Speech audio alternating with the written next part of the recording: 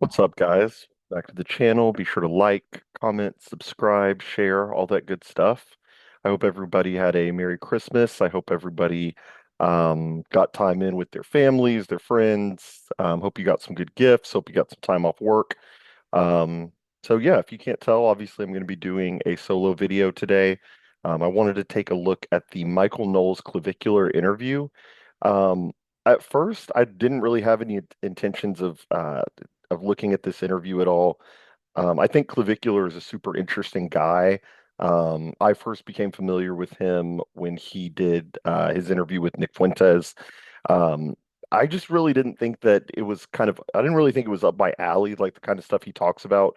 Obviously, I'm not like looks maxer guy. I'm not like some jacked bodybuilder kind of guy. So I didn't really think his content would necessarily like produce anything for me to look at or analyze. But I started looking, or I started listening to the interview that he did with Michael Knowles, and I found myself really surprised. Clavicular from the start, part of the reason I wanted to do this video was because Clavicular is so much more correct about things than I even think he realizes. Not with regards to the looks maxing stuff, because that's his wheelhouse, that's his forte. But as far as like the political stuff, and the sociological and analyzing society and stuff, I was actually very surprised at Clavicular. I kind of had a view of him as kind of this one-dimensional guy. Um, and in a way he is, but the kind of stuff, and we'll obviously analyze the video, but some of the stuff that he was saying about the Republican Party and politics being jester and the Republicans not really delivering victories to their voters, I don't really know that he realizes how spot on he is and how prescient some of the stuff he was saying was. So I wanted to take a look at that. Um, the first half of the video will probably be looking at more of the gender stuff and kind of Clavicular's philosophy and Michael Knowles' philosophy. We may jump ahead a little bit, maybe divide this into two videos. I'm not sure, but we'll see how it goes. The other thing that motivated me to do this video was my guttural, almost like pathological dislike of people like Michael Knowles and Michael Knowles specifically. I'm sure he's a great guy. He's a Catholic. I respect anybody who's a Catholic right off the bat. But Michael Knowles uniquely frustrates me. I don't like people who smile, especially men who smile way too hard and do the eyebrow thing and go, that's what Michael Knowles does. If you look at any thumbnail of him, any picture of him, he's smiling way too hard. He puts his eyes way up like this. He has prey eyes. He thinks he's a lot funnier than he actually is. We'll see that throughout the video. I really do not like Michael Knowles, and it's really not for any of his beliefs. He says all the right things, but he strikes me as this kind of new, I don't know that it's new, maybe it's been around for a while, but he strikes me as this kind of person, um, this kind of pipe smoking, this pipe smoking intellectual. They think they're G.K. Chesterton and, they wear the three-piece suit and they think that they're just, I can't describe it, but I think you know what I mean, that kind of person. Um, and really, ultimately, what it is it's a skin suit. It's a facade. It's a way for him to feel tough. It's similar to what Matt Walsh does with the flannel shirts and the big beard and the gravelly voice. And I don't like them immigrants. Look, I agree about the immigrants. Tomorrow, SW and I are probably going to be doing an episode about the Somalis and about the Indian problem. So trust me, no love lost with the immigrants, but a lot of these people are kind of wearing it as a skin suit and as a way to kind of talk tough about them immigrants and about so Matt or Michael Knowles does this also, and we'll see some of that. But Clavicular handles him perfectly, and Clavicular leans back and tells him politics is jester, and we'll get into some of that. But yeah, I hope you guys enjoy. Um, Let me share my screen here. So yeah, like I said, I'm not sure how long. We'll go for as long as I can because if I watch this entire thing, um, we'll be here for quite a while. So I'm gonna put it on 2x speed. Let's do 1.75. So yeah, so for the first 10 minutes or so, um, Michael Knowles is basically just asking him, to do an autobiography and give him some background info and to explain where he came from and everything. It's around the 10-minute mark where we start to get into the philosophy of clavicular, and Michael Knowles starts pressing a little bit, and this is kind of where it starts to get interesting. Like I said, there are some timestamps I have saved, so if I feel like we're kind of repeating the same thing, we'll jump into the part that I really think clavicular shined during. But yeah, I mean, just for some context on the interview, clavicular, I think or I know he was doing a lot of stuff before the Nick Fuentes interview, but he really rose in popularity after his interview with Nick Fuentes, obviously. And somebody had a very good point in the comment section of Michael Knowles' YouTube channel. Somebody said, Michael Knowles wants to interview Nick Fuentes, but his boss, Ben Shapiro, won't let him. So he's resorted to just interviewing Nick's friends. That's where we're at right now. At this point, there's no excuse to not have Nick Fuentes on his show. Um, as Nick has proven multiple times with Crowder, Piers Morgan, he's not just going to go on the show and spam the N word. So you do kind of um, need to preface it with that. But yeah, let's jump into it and let's see if we can get some good analysis in. So yeah, this is about the 10-minute mark, and they're discussing clavicular's rise and kind of his philosophy. So let's see how it goes. Come after my parents for the things that I did, but realistically, no one was stopping me. I was committed to my goal, and I wasn't going to let anyone get away. So why was that your goal? Because I see the point on self-improvement, and ambitious young men want to improve themselves. But there are different ways you can improve yourself. There's the physical way, there's spiritual improvement, there's mental improvement, there's, I don't know, all sorts of improvement. Right, but what's going to actually get you further in life? What's going to get you opportunities in the workplace? What's going to get you, dates, with prettier women? It's going to be looks 100 times over, and there's really no denying that with a lot of the recent, self-report studies we've seen, research from the dating apps that's been released. So I would say that looks is just the most important metric, and it's arguably one of the easier things that you could maximize.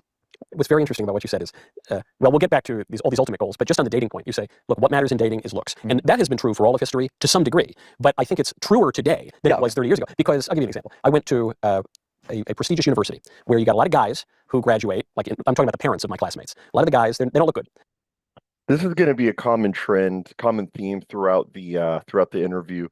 Um, Part of what really spoke to me about what clavicular was talking about throughout this is there's a term that's not that I'm using this term, but there's a term that he kept using that I like, and it's that he's trying to ascend. And also, I think you could substitute the word transcend for clavicular. He's trying to transcend and ascend above this milieu that Michael Knowles kind of represents. So at a later point in the interview, um, they're talking about how politics is jester, and Michael Knowles just cannot get away from the idea that the Democrats are going to ruin society, and how could you vote for Newsom because he's a Democrat?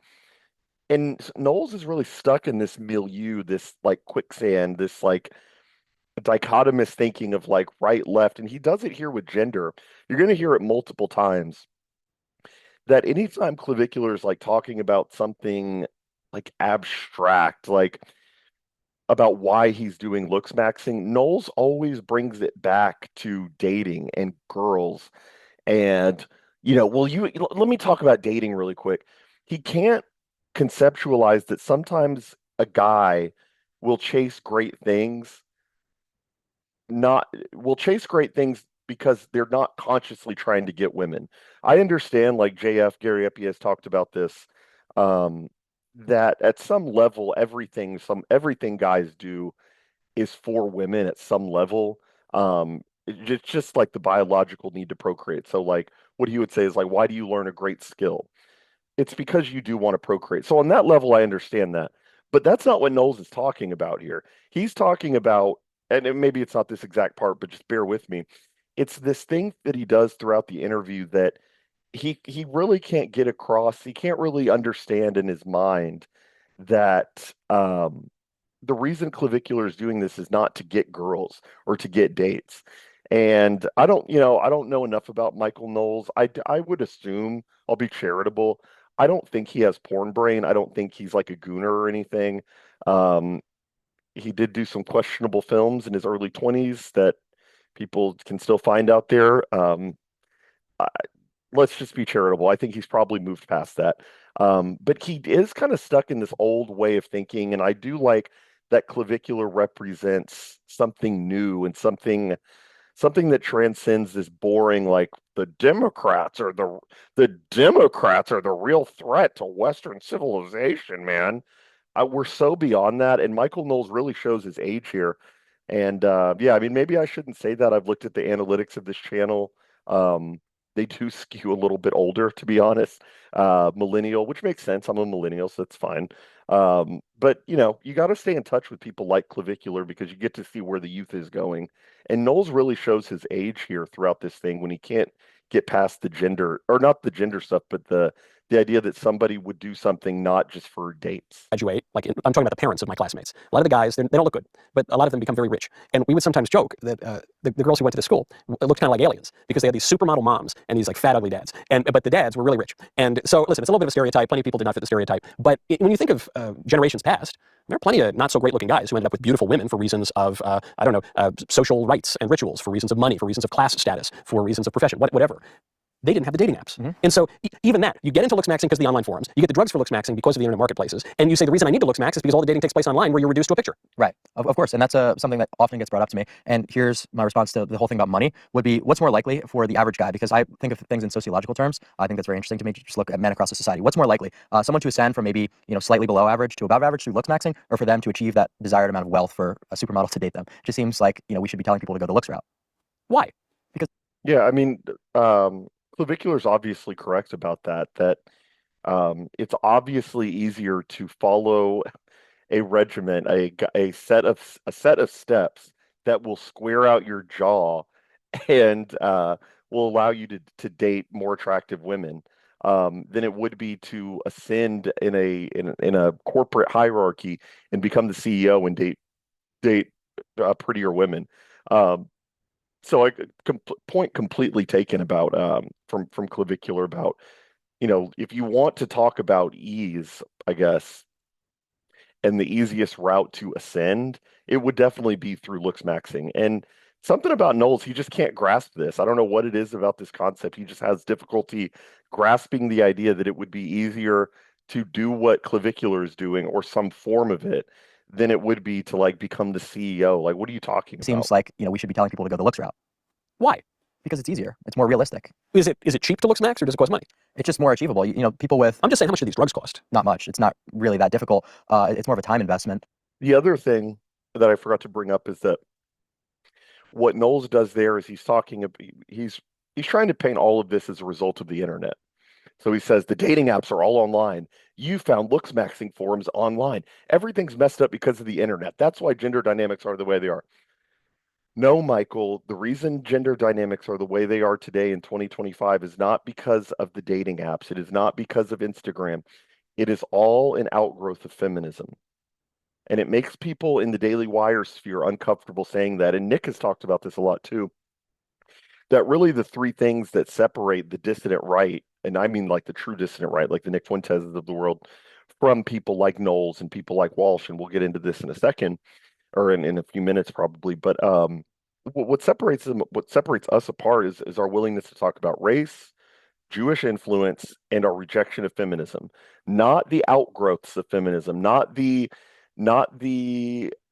peripheral, not the periphery, not the ancillary, not what arose out of feminism. We are talking about feminism specifically. So Michael Knowles wants to say, and a lot of women do this, the problem is the internet. It's like, yeah, the internet, insofar as the internet has impacted gender relations, that is all an outgrowth of basically listening to women.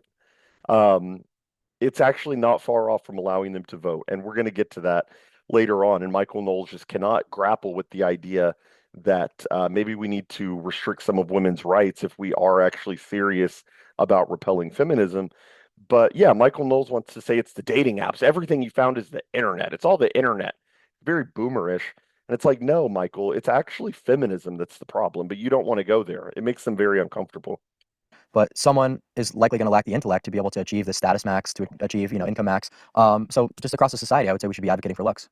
I'm not sure I agree with you that it's easier to look better than it is to make some money or do well in your job or what have you. I mean, there are plenty of people at the top of their profession, whatever that profession is, blue collar, white collar, people who would be considered by some metric elite, who are not that intelligent, who probably don't have a very high IQ, but who work very hard, who are clever, who are scrappy, who are hustlers. Well, we're talking about across the society, not just like a couple anecdotes of maybe some dumb blue collar like brute, maybe. Exactly. See, these are the moments where Clav really impresses me. He's very quick. He's very calm. I'm gonna glaze, man. This guy is he's an impressive guy. And what Michael Knowles said there is ridiculous on its face, and Clavicular nailed it. He freaking nailed it. Michael Knowles says, what did he say? It's a completely ridiculous statement. Clever, who are scrappy, who are hustlers, who probably don't have a very high IQ, but who people who would be considered by some metric elite, who are not that intelligent, who probably don't have a very high IQ, but who work very hard, who are clever, who are scrappy, who are hustlers. Well, we're talking about across the society, not just like a couple anecdotes of maybe some dumb blue collar like brute, maybe owning his own company. So that just seems a little bit ridiculous to me. I love how Clav, and he does this throughout the interview. Michael Knowles will make some absolutely retarded point, and Clav will go, I think that's ridiculous to say that very calmly, and I love the approach. And just to address what Michael Knowles said there, that's retarded. He said that I'm not sure that it's true that it would be easier to looks max than it would be to basically get rich or status max. Um, that's ridiculous. The idea that it is easier, like I said earlier, to become the CFO or COO, or I guess what Michael Knowles would say is just get rich. It, you know, a lot of this, there's a selecting factor here. I know on our side of Twitter, if you're watching this, you're probably pretty online. On our side of Twitter, I know that I see this sentiment a lot. It's never been easier to get rich. Sure, for people that have an IQ above 120 or so, or in that range, and you're internet savvy, you're tech savvy, you're motivated, blah blah blah. Yes, obviously that's true. But that's not what we're talking about. It is obviously easier for somebody to let's even take looks maxing out of it. Let's take bone smashing out of it. Let's take TRT and peptides out of it. It would obviously be easier for somebody to just go to the gym and look better than it would be for them to like get smart, learn a skill, find an institution where they can rise within that institution, make it profitable, use the money to status max, and then meet a nice girl. Like the that's ridiculous. And Clav nails it perfectly. That's a ridiculous statement. Just like a couple anecdotes of maybe some dumb blue collar like brute, maybe owning his own company. So that just seems a little bit ridiculous to me to suggest that it would be easier to jump 20 percentiles in terms of income or status than in looks. I guess the reason, if I think across the society, that I'm skeptical of this, not just the brute who ends up with his own company, but the people who, across industries and class strata. I know way more rich guys than I know really good-looking guys. And I think we see more rich guys in society than we see good-looking guys. So all things else being equal, if you just want to, I don't know, attract a chick, and I guess the reason I'm pushing on this point is, when you learn how to do well in your job, when you learn how to cultivate some skill that the marketplace... Attract a chick. He's bringing it back to attracting a chick. It's what I view Clav as doing is kind of like it's like he's discovering a new science, basically, a new field of science. He doesn't strike me as somebody who is out there, and he says as much throughout the interview, that he's not doing this so he can slay or get laid. That's all old to him at this point. So, Michael Knowles throws it in there that the reason you looks max is to get a chick.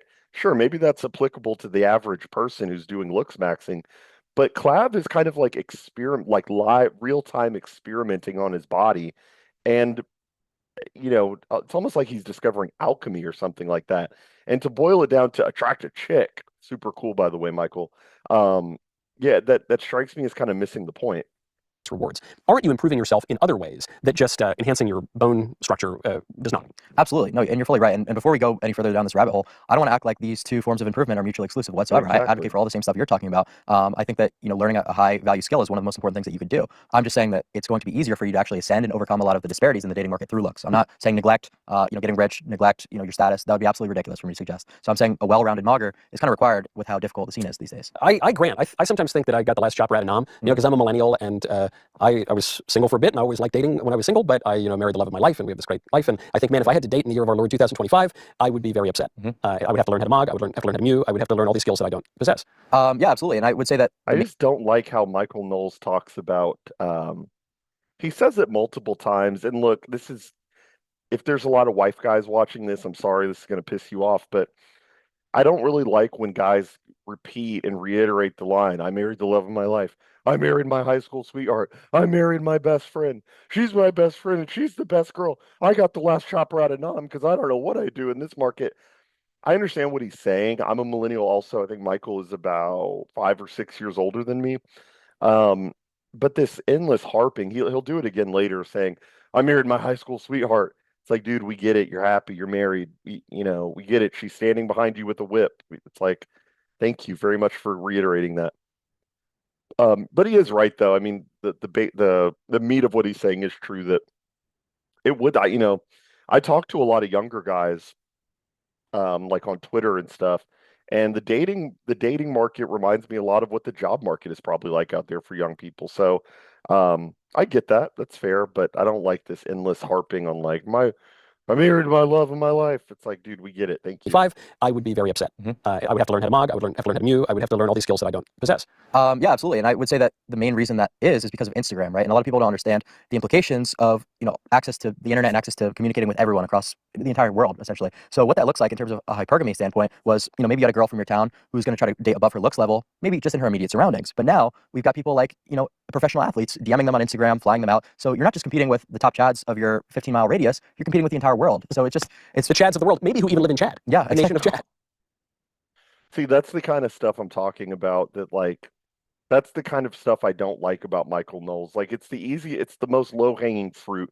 It's the joke that you've heard like an elder millennial make before, like, oh, what about I bet there's Chads in Chad. Have you heard of that? Thought of that? It's like, yeah, dude, very funny. And Clav is like, yeah, but probably not. So it's The Chads of the world, maybe who even live in Chad. Yeah, a nation of Chad. You got no idea. Well, I doubt it, but so it's becoming increasingly difficult to compete See, as that's like the average funny. guy. So there's this purgatory zone where even someone who's average to above average could be struggling to secure a long-term relationship a lot of the times, and that's like really alarming. This is very interesting because the observation you're making pertains to the economic discussion too. A lot of the debates over free trade and economic policy in the last 10 years have revolved around the perils of globalization. Previously, you only had to compete against your countrymen. Now you got to compete against your countrymen, the flood of foreigners that comes in across an open border, and a globalized world with jobs being outsourced all over the globe. Yeah, exactly. He's a total dweeb. That's the other thing I don't really care for Michael Knowles on, is that he's just a nerd. Like, Clav is talking about like looks maxing and bone smashing and his facial thirds, and Michael Knowles is like, it's exactly like the free trade argument that Milton Friedman makes when we're talking about global trade. It's like, bro, we're talking about something else. Not everything is about politics, bro. Not everything is about the free trade and the Democrats and the Republicans.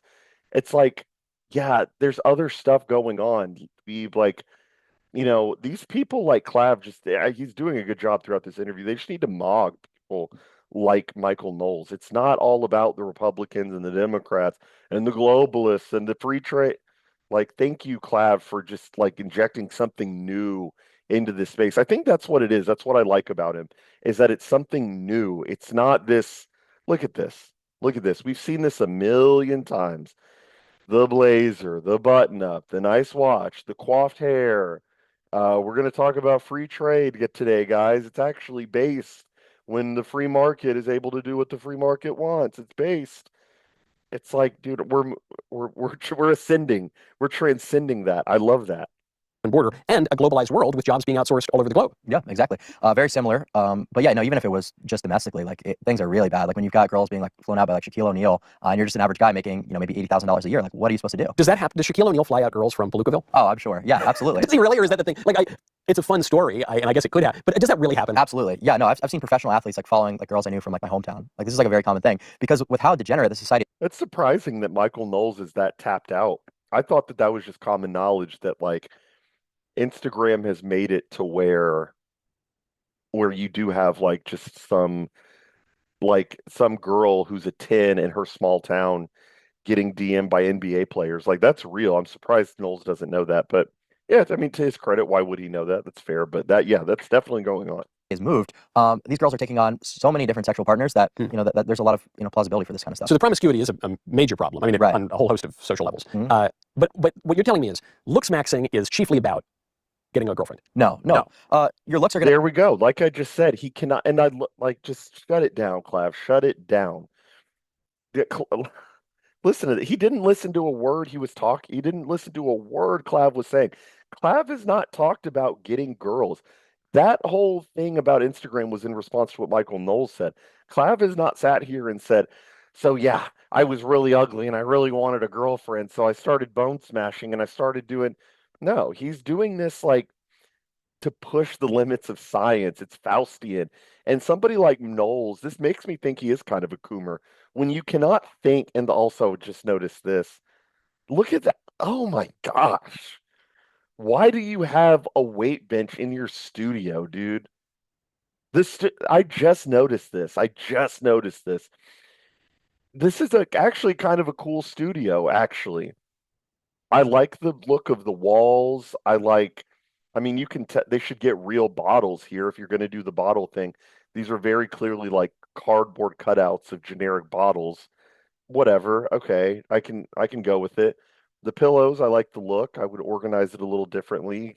I don't know why we're doing cowhide, but okay. You got the cityscape here. Kind of feels like a Lex Luthor, Bruce Wayne thing you got going here. And then we just plop a weight bench. We plop a weight bench because why? Because why? That's what guys do. And guys have a drink and then they go lift the weights. I'm not anti weightlifting for anybody, any genius watching this saying, is he anti lifting? No. I'm saying, how does that make sense in the context of a studio? Like, why are we doing that? And that's what I'm talking about. With these people like Knowles, it's all performative. It's all a skin suit. You think Knowles, between his interviews with Clavicular, is going and benching what is that, 135? You think he's getting 20 reps in of 135 between the interview with Clav?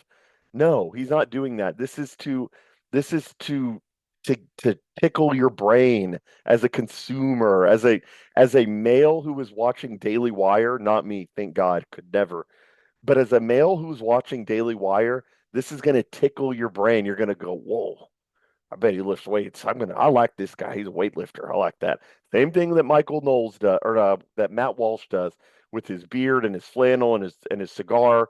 And when they do the Friday roundup with the guys on Daily Wire, they all smoke a big cigar because that's what guys do. Well, that's what guys do. And I'm going to smoke a pipe like G.K. Chesterton because I'm very sophisticated. Like, why are we doing this? Sorry, I just noticed the weight bench. Why are we doing this? And also, yeah, I mean, getting back to sorry about the tangent, but like, why listen to what Knowles just works in there. No, not, Clav gives him a whole explanation for looks maxing, for all this stuff. And Knowles goes, so it's to get a girlfriend, right?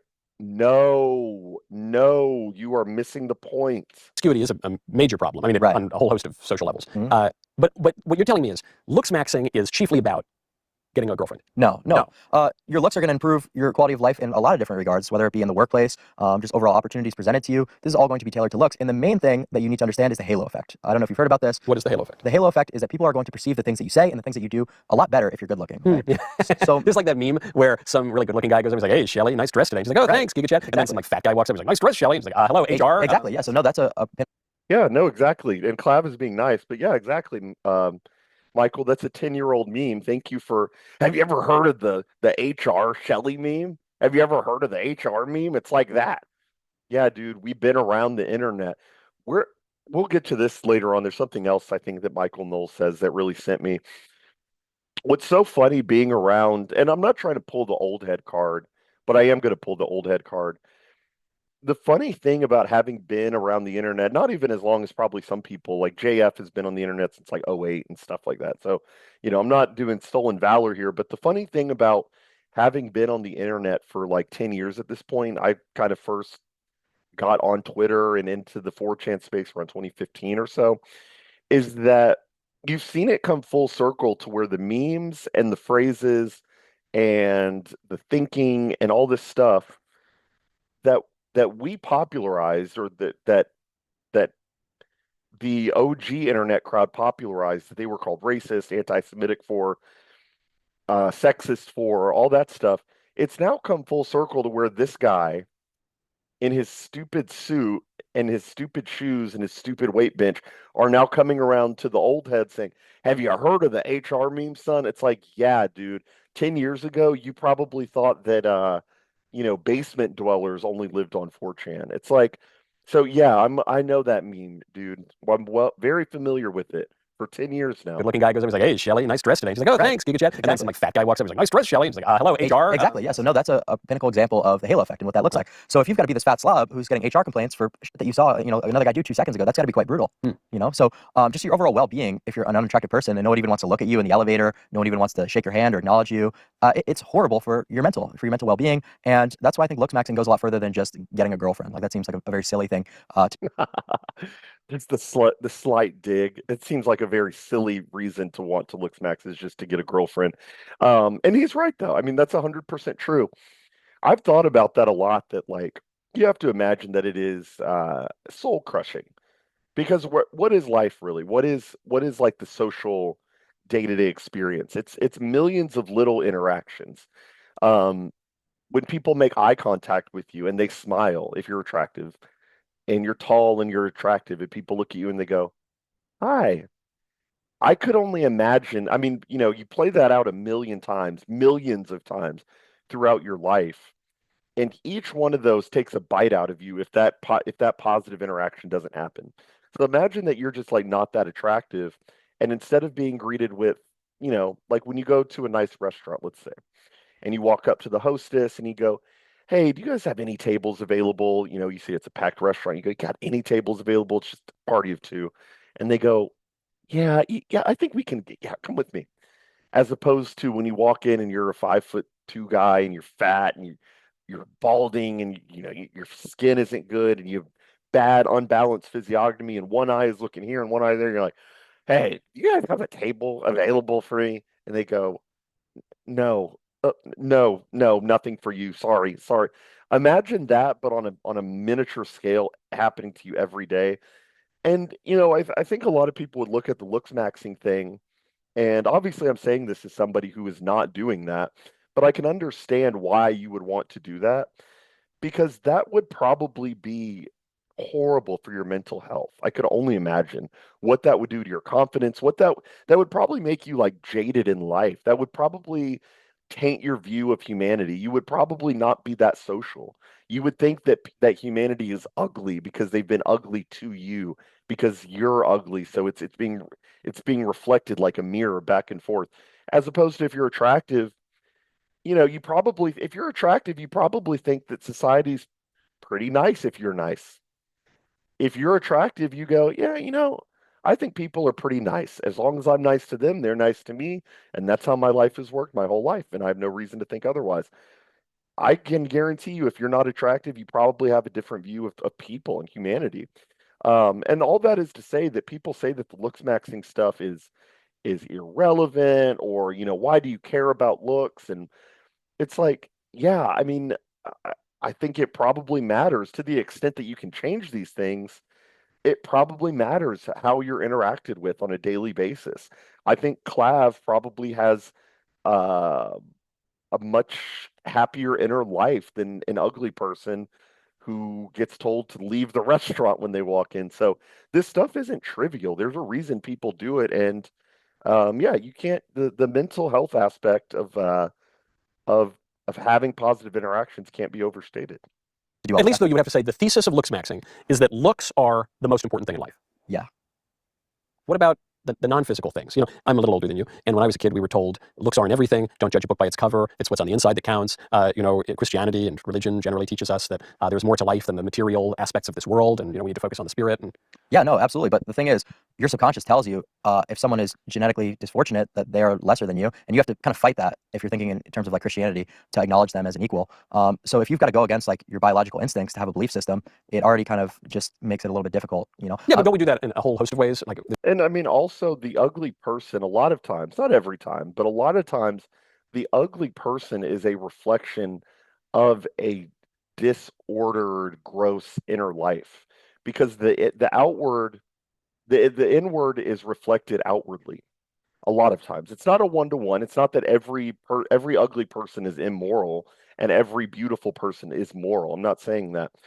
What I'm saying though is that a lot of times an ugly inner life reflects outwardly.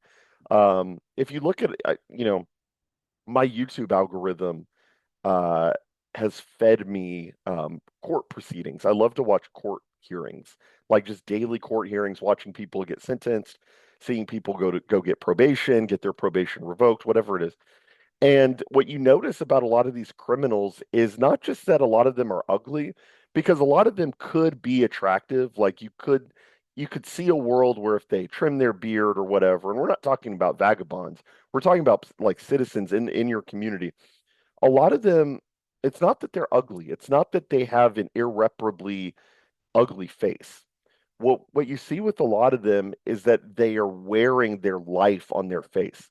So you may see a lot of times they have the downward frown lines. They're like frowning. They're like because life has been ugly to them.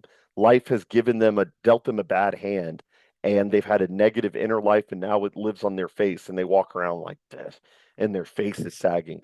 You don't see many bright, warm people. Somebody left this in my YouTube comments, and I will go into it more at some point. But what it really is about is like warm versus cold energy. And you don't get very much warm energy from people you see in court. And yeah, I understand you're gonna see that from everybody in court because nobody wants to be in court. I would say that the reason they're in court is because they have a cold energy, and those are that it's selecting for the cold, callous, ugly person that you see in court all the time. I don't see many people, and I'll be fair to Michael Knowles here. I don't see many people who look like Michael Knowles or Clavicular in court when I watch these videos. I see people who have been beaten by society and and are wearing their ugly inner life on their face. So, yeah, you do judge a book by its cover, and a lot of times, many times, beauty is attached to morality. So, a lot of times, prettier people are more moral. It's not every time. I know somebody's going to say, "What about actors and actresses? They do horrible things." Yeah, that actually is not a representation of most attractive people. So, I know we I hate to have to do the knacks out fallacy. Not all X are like that, but yeah, I mean, yeah, that's what's going on. So just a quick note there. I believe in original sin and concupiscence. I think it's a fallen world. And so sometimes people drive me crazy and I kind of want to murder them. My biology or some fallen aspect of my nature urges me to murder them or to go sleep with 100 other women who aren't my wife or to eat 10 more cupcakes off the table. And I have to fight against that just as I fight against all sin. But what's easier, to convince every single person in the state or in the United States to treat everyone equally based on looks and really fight their biological instincts, or to individually improve yourself so that you don't have to? Well, I guess maybe the Good point. question then becomes over the improvement, because you've already granted that some of these drugs that you're taking, they might have negative side effects. Is looks maxing all just drugs? No. What else is there to it? So there's a lot of stuff about like coloring, like being tanner. It could even be as simple as Is tan good? Tanning. Yes. Well, the UV damage and UV exposure can certainly. No, I'm saying from the looks max perspective. Do people like the tanner people or the whiter people? The tanner people actually, and they've done a lot of different surveying about this. Usually, tanned European phenotypes are the most ideal. So because you would think.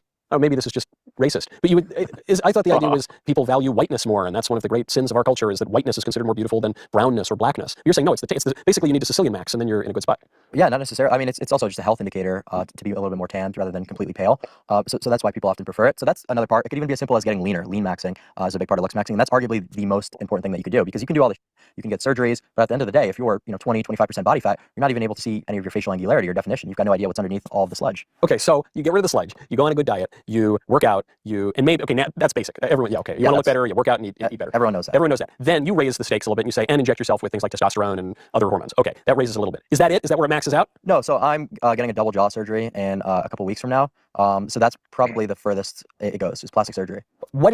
This is really ignorant, and I'm learning a lot sitting here. Okay. What do you mean a double jaw surgery? So you're not getting a second jaw? No, they just perform 2 osteotomies. Meaning like one side and the other side? No. So your upper jaw, which is your maxilla. Oh, okay, yeah. And your lower jaw, your mandible. They're just doing an osteotomy on both of the jaws and then advancing them forward.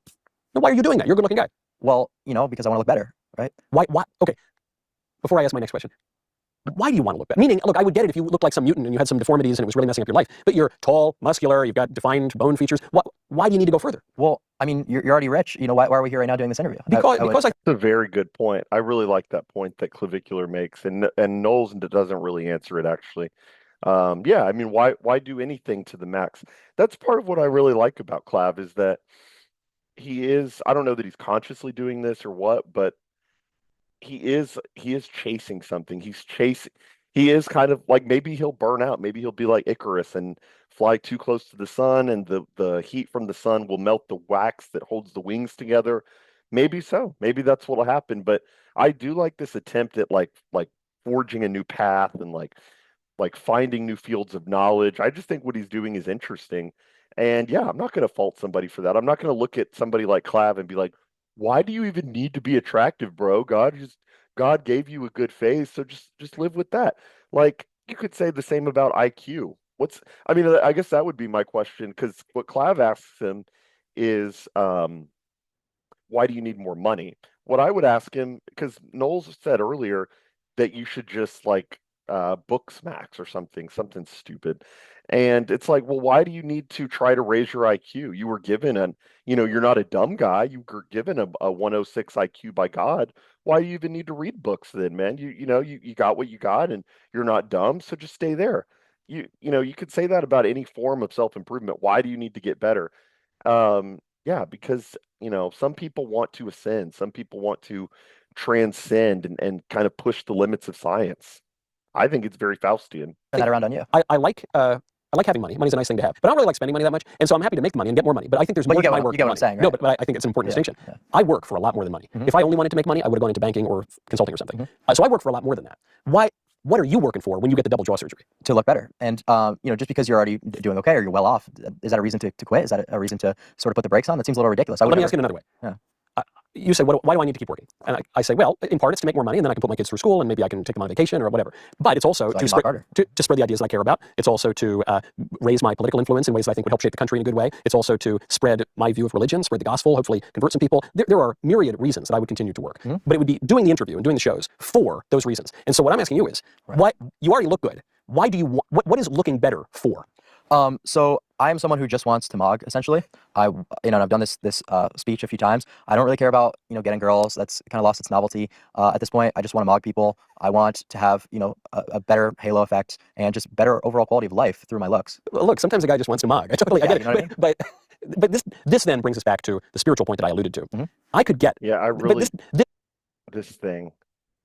Hold on, you'll see what I mean. And just better overall quality of life through my looks. look, sometimes a guy just wants to mog. I totally, I get it. You know what I mean? But I just don't like his face. Like this facial, he's angular, I'll give him that, but like he just has pleading eyes. I can't describe it. His eye, like I said, go look him up on Google. His eyes always look like he's like trying to tell you a joke and begging you to laugh. And he's always smiling way too big. Like I get if you're laughing, sometimes it's involuntary, but this is his normal smile. Like when somebody says, say cheese, he goes, like it's like he's a performer. He's a jester. That's actually what to Clav's point, Michael Knowles is Jester, excuse me. He is Jester. Everything about him is like pleading for you to laugh and laugh at his joke, and I just don't like it. That's just me. this then brings us back to the spiritual point that I alluded to. I could get the looks maxing if it were about getting a girl. You couldn't get a girl, now you want to get a girl. Now getting a girl isn't just so you can get laid, in my humble opinion. And again, we're back to looks maxing only being about getting a girl. He doesn't understand. Like I said, this kind of leads me to believe maybe he is a coomer. He can't think outside of get the girl. There are other reasons why being attractive would be beneficial to your everyday life than like getting a hot chick. And he can't get past that for some reason. It's very millennial of him. Girl is so that you can get married, and you can have a family, and you can have kids, and you can be part of your community, and you can, it's for stuff. I would get looks maxing if you say, well, so that I can get a better job because employers are going to treat me better and they're going to promote me. Okay, I see that's for something. But if you're saying with a straight face, even with a new double jaw straight face, you say, look, man, I just want to mog, then I would have to ask, at that point, isn't looks maxing just vanity? I would say in a lot of. Now that's a fair question. I was having a debate about this with someone. Yeah, I mean, that's actually an interesting question. Is looks maxing just vanity? I mean, I guess my response would be that you could call all form of self-improvement vanity. Weightlifting is vanity. At a certain point, reading is like vanity because you're trying to increase your knowledge, which is vain. That you could say that that's eating from the tree of knowledge. Why do you need to know more? I don't like that line of thinking because I don't understand. I don't know what the limiting principle would be.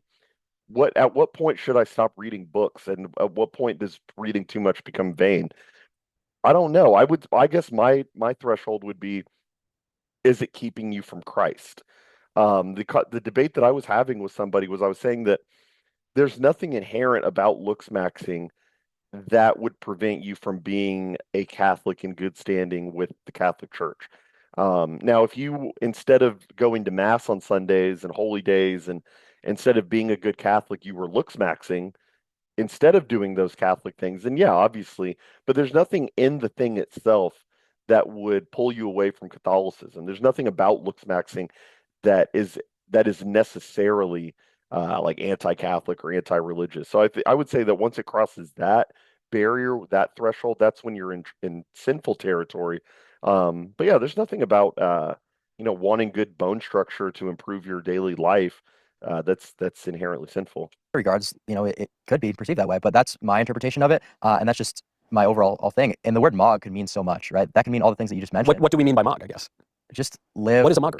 A I mog, watched this new movie. a mogger is someone who's just like, I would say, the peak human. And that's kind of what I'm going for. And that's in all metrics, right? I don't want to only mog in looks. I also want to mog in wealth. I also want to mog in status. Just becoming as well-rounded, like a full package mogger as I can. And I get that. So, and that, there's a lot that's admirable about that. But there is a part that you have left out in your total mogging package, which is something we were just talking about. And I wonder spiritual aspect? Yes. Does that cut against all of the other mogging? Is there any conflict there? I don't think so. I really don't think so at all. There might be certain parts of religion, whether it be Christianity, or I'm not sure if other people might be followers of Islam, that might... Christianity is the true one. Don't worry about the other ones. Well, just to acknowledge, like, whatever viewers are watching. But yeah, Knowles does that. You can tell he feels a little bit insecure because he is that's the thing. He's getting mocked by Clav. So Knowles has to work in, and I know people like this who it's almost, and I'm not saying that Knowles is his faith is insincere or anything like that, but you do get a lot of these, and I'll say this as a Catholic, you do get a lot of these guys who may not have been the coolest guy, may not have been the most athletic in school, but what they do have later in life is they do know Latin and they do know the history of the church, and they are very well read on church history. I'm not saying that's a problem. I'm not opposed to that whatsoever. I think people like Pinesap, like Spexo, Christian Bogner, a lot of these modern people who are Catholics are good balanced, very well balanced people. But you do get these group of guys who now they're a little older, and now that they're a little bit more well read, their party, it's almost like a party trick, and I hate to say that, but they do it like that. Their party trick is being able to say, I know about Catholicism, so that's my cool thing. It's like, it shouldn't really be like your cool thing. It should be like the basis of how you live your life. And I'm not saying Knowles doesn't do that, but when because Clav basically just gave a throwaway line and was like, I don't know if some people are Muslim who are watching this, and Knowles goes, it's okay. Christianity's the one true one. It's like, yeah, he's right, but like that's how he gets to Mog is through knowing about theology and stuff. So it's just something to keep an eye on. But I would tend to agree with you. I'm not sure if there's different scripture about not modifying yourself to that extent. Well, in the old law, you can't have tattoos, but I'm not much of a theologian, so I couldn't speak to that too well. There is a warning against, in the Christian religion, against pride, excessive love of one's own excellence, against vanity, against making idols out of the material things of this world. These are some of the, if you wanted to be the greatest spiritual mogger, I do wonder if that would conflict with mogging in all of these other areas, physical. And it's like, Knowles, you don't have to use, he's so like trying to be, it's that really what it boils down to is he's trying to be funny. And when you get a lot of these people like Knowles and like, well, actually, you know what, I will say this about Matt Walsh. He doesn't try to be funny. He's very dry. And yeah, I don't really get that from him. That's actually why I respect Matt Walsh a little bit more than Knowles. Knowles thinks he's like a funny guy, and he thinks it's funny that he can say mogger. If you read his YouTube comments, it's all these older people saying, oh, he said maxing. I'm about to watch this episode and then nap max. It's like, okay, you're not funny.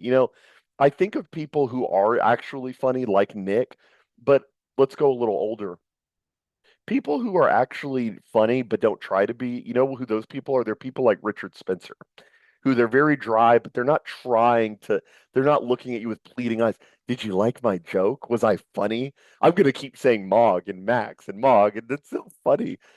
I would like to see an interview with Richard Spencer and Clav. That would be interesting.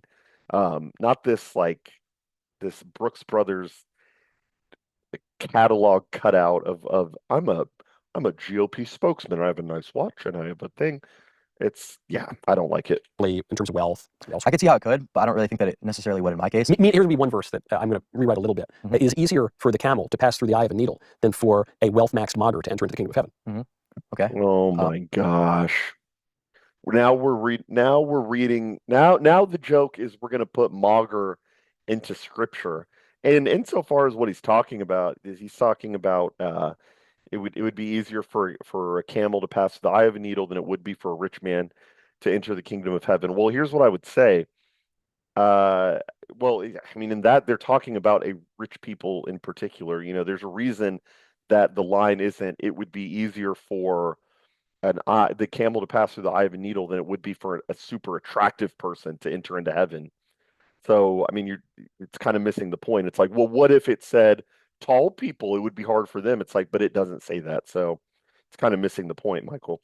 Oh, interesting. That's the MKV version of the Bible. Yeah, so I don't really have too much regard for the spiritual aspect when I'm trying to looks max. I'm kind of all in on what I'm doing right now, and I'm not necessarily advocating against Christianity. I think that there's a lot that can be gained from religion, and a lot of young men. I It's mean, helped so many people. that's the other thing here is that the discussion I was having with somebody about this was that Clavicular doesn't strike me. Maybe I'm wrong. Maybe he is, but he doesn't strike me as a particularly religious person. So it's not like his looks maxing is coming at the expense of him being a religious person. I don't think he would be a religious person anyway. Now, it's not to say he shouldn't try to, it's not to say I don't want him to be Catholic or something, but it's like, was Clavicular ever going to be like an Aquinas reader? Was he ever going to be reading St. Ambrose? Was he ever going to be reading, the sentences by Peter Lombard? Like, no, like that that's not what he's doing. He's doing something different. And Knowles just cannot think outside of his sphere. It's like, well, okay, you're inventing this new field of knowledge called looks maxing, which it sounds like I'm being extreme, but every field of science had a time period where people looked at it how we're looking at looks maxing, if we're being honest, where they were like, oh, that electricity stuff. There's Edison playing with his electricity stuff again. It's like, maybe there's something to this. Maybe this takes off. Maybe in 300 years, people are looking at old videos of, Dad, did you hear about this guy Clavicular? He talked about this in the early in the early 21st century. Who knows? It's not that crazy.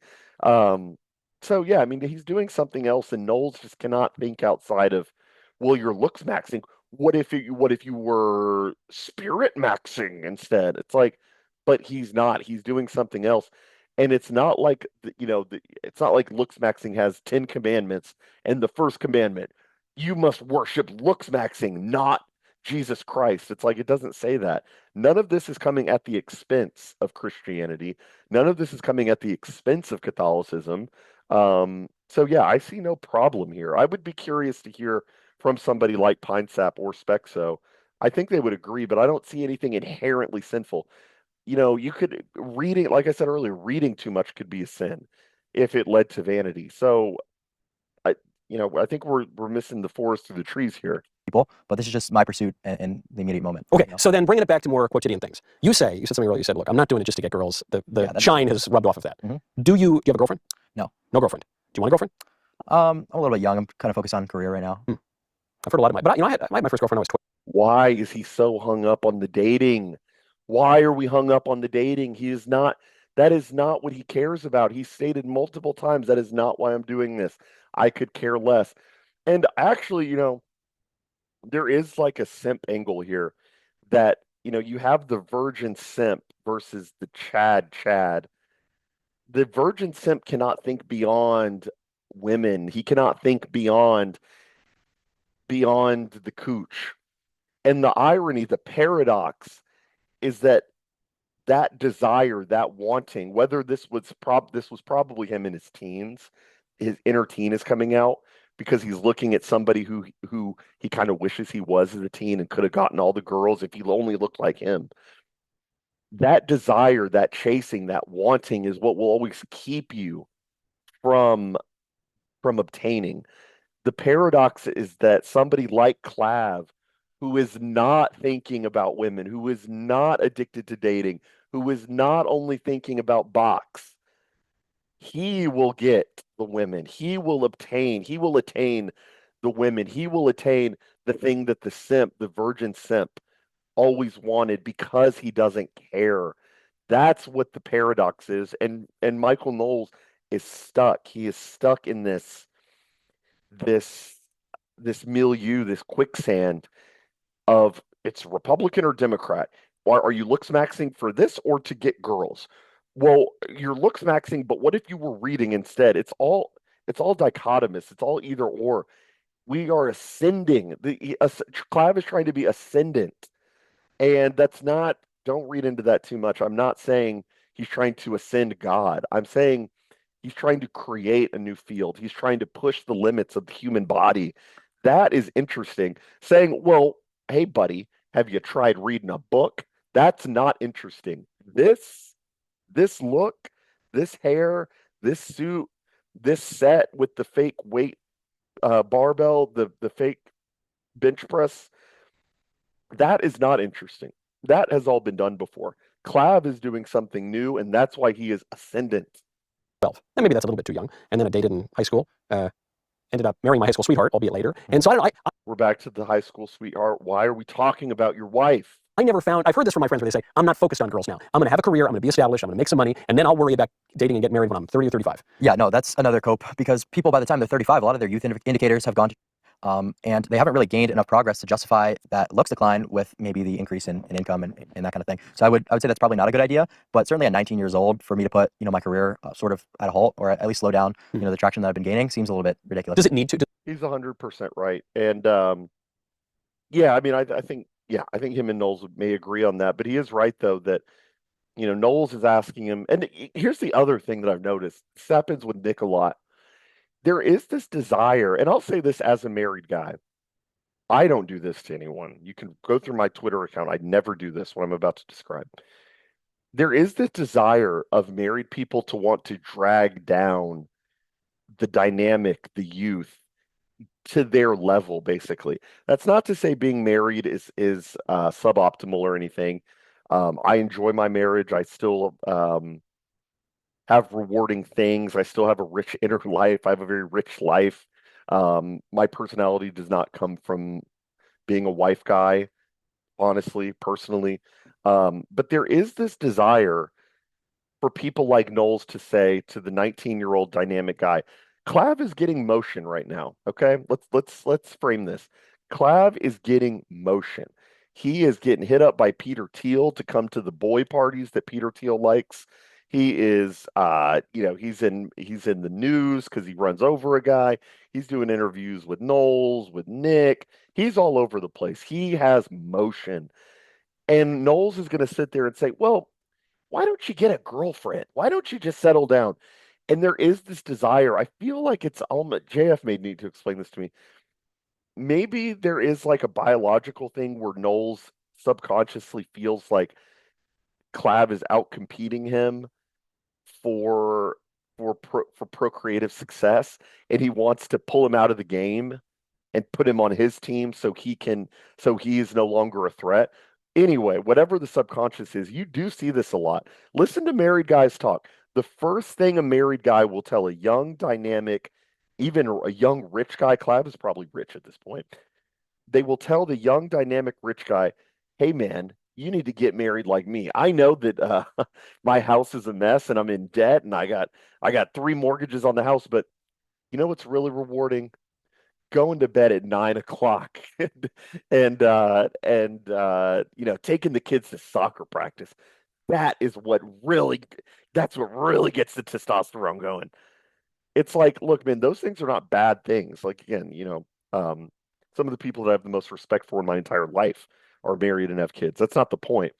But to sit here and act like the most exciting, the most groundbreaking thing you can do is take the kids to soccer practice is ridiculous. And it's always coming from married guys that want to bring them, the single guy never tells the married guy, you should get a divorce and you should go cheat on Stacy and F them kids and leave them at practice. You should come get drunk and do a line with me, man. It's never them doing that because the single people, the young, dynamic, rich, are like, we're ascending, we're transcending that life. I will figure that out when it's time. And that's I see a lot of Nick Fuentes in Clav, honestly, in that, it's not time for that yet.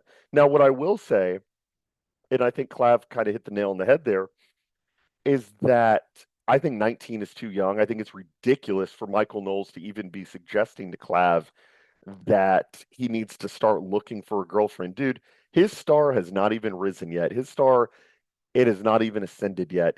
Dude, Clav, if you ever listen to this, I'd love to talk to you. Dude, you have so much ahead of you, and you already know this, man. Don't even worry about, don't listen to these people. Don't listen to people with fake workout sets in their fake studio, which I do like the layout, but don't listen to people like this, obviously. Um, his star has not even fully risen yet. Now, what I will say is that I think he's right that waiting until that 35 mark, what, past 33, if you're still single, people start asking questions. I'm not saying that's right. That just is what it is. I would probably say the mid to mid late 20s, so like 25 to 29, I would say is roughly when you should at least start putting your mind in that area. That's not to say, oh, turn 25, go marry the first girl you meet. Doesn't matter what the, no, no, not what I'm saying. I'm saying that around the age of 25, that's roughly 25, 26 for me personally, is when, and it wasn't even something that I consciously tried to make happen, but it was around that age where my mind started thinking, like, like, if I want to have kids, I do kind of need to like meet somebody at some point. And, it took me years from that point to meet someone, but to meet the right person. But anyway, yeah, I don't like the idea of these older guys coming to the young dynamic youth saying, "Hey man, you need to slow down a little bit. I know that you're having the time of your life and you're discovering new things and you're putting out content, blah blah blah, but you need to slow it down and get married like Stacy and I." It's like, no, dude, Clav is just fine. He'll be fine. Don't let let the geniuses cook. Just having a girlfriend It or does. it does. Yeah. Why do you say that? Just in my personal case, I mean, I do a lot of content that's, talking to other girls or, pursuing maybe like one night stands sort of stuff. Wait, hold on. You do content that involves Like trying one to, night. You're not a pornographer. no, just like trying to go to like parties and slay. Okay, I got it. So it's like, is it like pickup artist stuff? No, just like testing out, like, it's basically just like a litmus test. Like, do I mog yet? Or like, you know what I mean? So like, for instance, you would get the jaw surgeries and you say, okay, hypothesis, I am going to slay more and mog harder Yeah. once I have the jaw surgery. I will test this through the methodology of the party. Yeah. Okay. That's kind of the idea behind it. Why is he such a dweeb, man? Like what?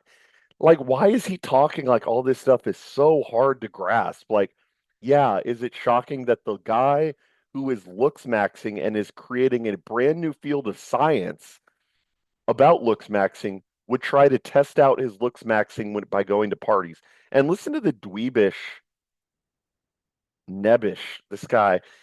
He's like, okay, so well, if I understand correctly, you have a hypothesis. Can I mog? And you test the hypothesis at the part. It's like even being a nerd is like a skin suit for him. Even being a nerd is like an act for him. Who is the real Michael Knowles? Who is the real Matt Walsh? We know who the real Ben Shapiro is, to be fair to him. But the rest of these, Tucker Carlson, another great example. Who are these real people? Because, like, all I'm seeing is he's going to act like a nerd and he's going to play nerd. He's going to act like theologian. He's going to play theologian. He's going to play G.K. Chesterton and smoke a pipe. He's going to play the ukulele, which, look that up, Michael Knowles ukulele. He loves to play his little ukulele. It's like, who's the real Michael Knowles? I feel like I'm getting the real Clav here. I'm not getting the real Michael Knowles. It's basically just like a litmus test. Like, do I mog yet? Or like, you know what I mean? So like, for instance, you would get the jaw surgeries and you say, okay, hypothesis, I am going to slay more and mog harder once I have the jaw surgery. I will test this through the methodology of the party. Yeah, okay. That's kind of the idea behind it. And also with streaming, I stream every single day for hours. I'm on my computer all day. I really wouldn't have the time to be really an interesting partner for any woman. That's for sure. Would that maybe balance you out a little bit if you took an hour a day to go get a I don't even. drink with a I mean, I'm gonna be honest. Listen to that. He's trying to get it. He's trying to domesticate him. He's trying to neuter him in real time. It seems like and you know what, to be fair, this is just an interview, so maybe I'm reading into it too much, but that's why you're watching this, is because I read into this too much. He's trying to neuter Clav. Clav is out here just living the life. And I'm not saying it from a moral angle. It is immoral to have premarital sex.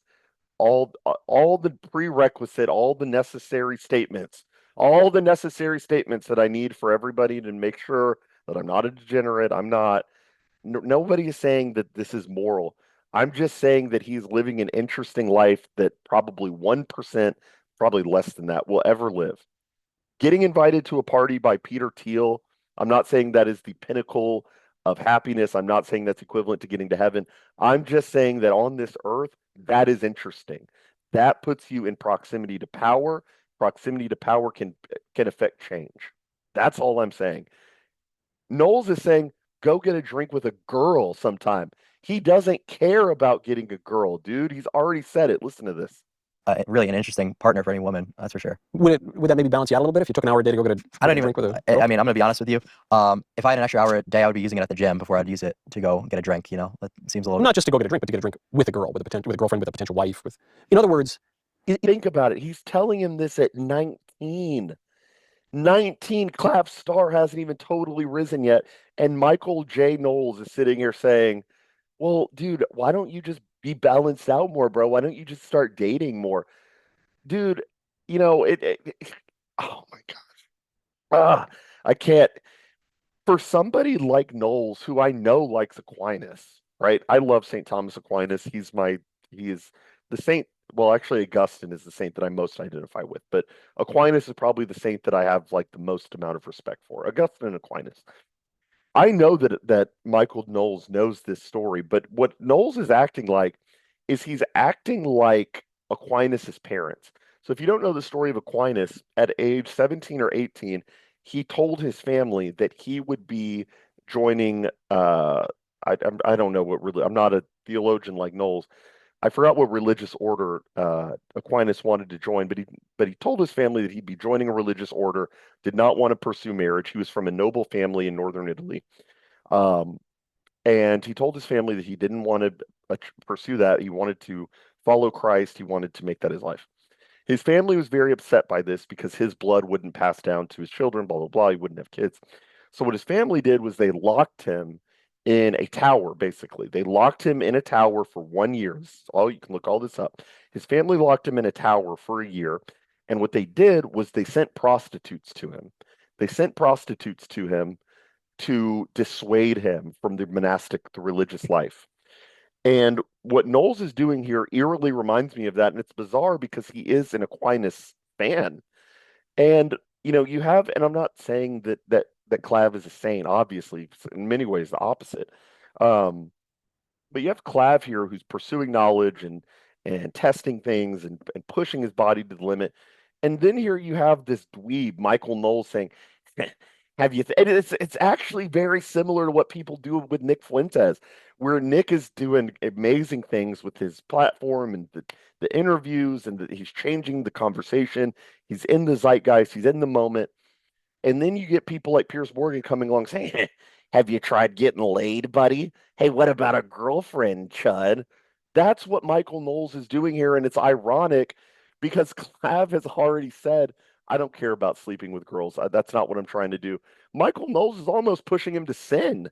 He's almost saying, like, well, why don't you try getting laid, buddy? Have you thought about getting laid or getting a girlfriend? Dude, he's 19. He doesn't need to worry about that. He's doing things that no other 19-year-old is doing. For all these people like Knowles and stuff that want to bash on college and say these 19-year-old blue-haired crazies today, they aren't working hard. They aren't doing what they need to do. Okay, well, here you have a 19-year-old who is busting his ass, who is learning knowledge. He is creating new fields of knowledge. He is ascending. He is doing interesting things. And here you come saying, well, what about getting a girlfriend? And just why don't you just go out for a drink with a girl? Clav correctly responds and says, you know what I would do with an extra hour? Because that's what Noel says. He says, what if you just took an hour out of your day to go have a drink with a girl? Clav dissects that whole point. And Clav says, if I had extra hour a day, I would be in the gym. And that's the right response. That's the exact right response. Because, like I said earlier in the video, I'm not some gym rat. I'm a pretty normal guy. I'm a little overweight. I can be honest about myself. I have my shortcomings, whatever. Um, so what all that is to say that if I were given an extra hour a day, I don't know that mine would be spent in the gym. If I had an extra hour a day, I'm looking at a shelf of books that I probably need to finish here and there. I've read some of them, not haven't gotten as far as I would like.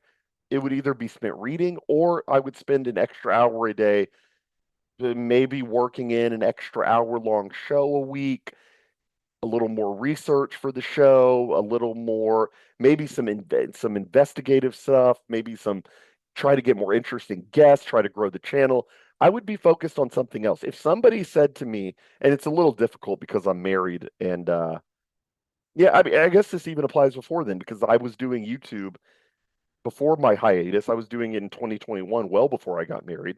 If somebody told me, Jordan, here's an extra hour a day, back then I probably would say the same thing. I would be trying to grow my show. I would maybe do a little more research, maybe do a little bit more reading on the faith to be a better Catholic. My thinking, even before I was married, would not have been, if I get an extra hour a day, let me go entertain some floozy like a jester and do a little dance for her and buy her a drink. That's all the simp mind can contemplate. That's all the simp low frequency mind can consider is, if I had an extra hour a day, I would go meet with a girl. Why don't you go meet with a girl? They can't understand the complexity. And again, I'm not, I don't know that I would put myself on this plateau, but I know that Knowles can't contemplate it, even if that were me. They can't contemplate the complexity of the man who is not doing it for the cooch, who's not doing it for the box, who's not doing it for the women. It is for the thing in and of itself. And yeah, Kierkegaard talks about this, about double-mindedness. And it's a little bit wonky because what he says, to not be double-minded, one needs to actively will the good and be single-mindedly focused on the good.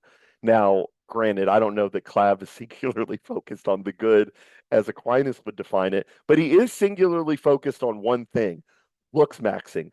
And now you have double-minded people like Noel saying, well, what about a book? What about a girl? What about...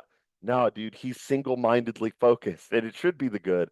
We should be like Aquinas and follow his definition of the good in that sense. But I do think Kierkegaard was onto something about double-mindedness. So something to think about. Is your life a little bit out of balance? Or are you thinking a little too much about maxing out yourself? Would it actually help you, perhaps, to take that hour? But it's never an hour, because let's actually break it down. So first of all, let's go back a little bit. I talked for a long time. So what they're talking about is Knowles trying to persuade, I guess, Clav to go on dates instead of ascending. And he says, well, what if you just went for an hour a day or something with a girl? How would that improve Clav's life? How would that improve his life at all? It wouldn't. It would make it complicated. Honestly, if Clav, if you listen to this, if for no other reason, if you need any motivation to not go on a date right now, at least, if I were Clav, I would be fearing rape allegations right now.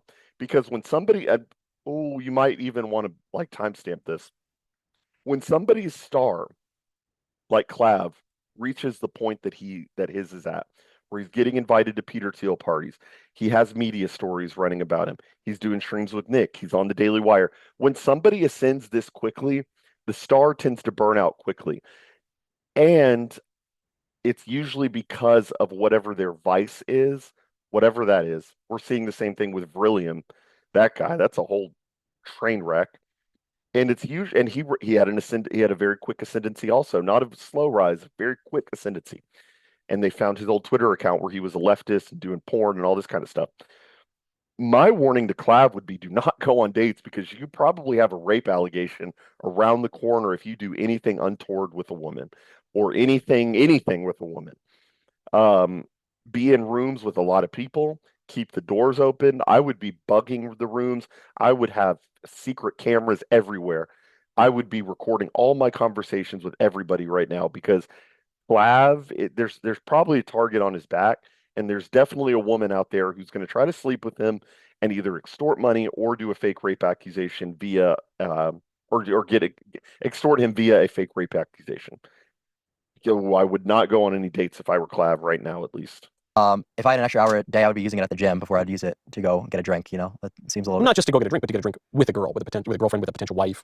In other words, is your life a little bit out of balance? Or are you thinking a little too much about maxing out yourself? Well, Would it actually help you perhaps to take that hour? But it's never an hour, because let's actually break it down. So first of all, you've got to identify a girl, right? Then you've got to shoot her a first inquiry, whether it be an Instagram message or a cold approach. So we're already like down 2 hours, right? That just Well, how long does it take you to, it takes me a long time to find a hot girl these days. Well, if you've got standards, it's literally 2 hours. So you go around, you find this girl, then you have to go and do an activity, God forbid. That's like, maybe 4 or 5 hours doing some Jester maxed, like bowling or whatever normie copes like Zoomers do. So that's already. I gotta ask before we move on. What is Jester maxed? Like they're clowns. Like When you go bowling with a girl? I mean, Yeah. I don't think I've ever gone on a bowling date, but what is? I mean, Knowles should be very familiar. I'm going to go off on Knowles here. Knowles, you should be very familiar with the concept of jester maxing. You are a jester, Michael. You sit there with your ukulele, and I guess I'll pull it up if people don't know what I'm talking about. This is I hate doing this. I always say don't pull up multiple windows, but we are going to have to pull up. We are going to have to pull this up. Okay, let's talk about jester maxing, Michael. Entire ukulele compilations. This is Jester, okay?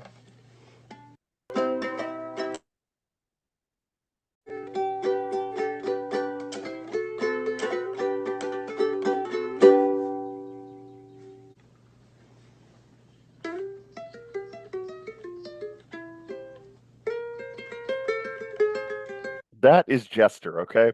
Michael thinks that that is so cute and quirky, and oh, he's so funny because he plays the ukulele. You are a jester. And to not understand what a jester max is like laughable coming from somebody like Knowles. Dude, you have a fake weight bench in your fake studio with your fake cutout bottles. You are a jester.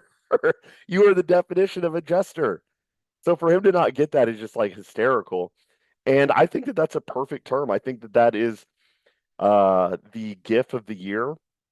The picture, the GIF of the jester dancing in front of the princess. That is perfect. That is what a lot of these people are doing.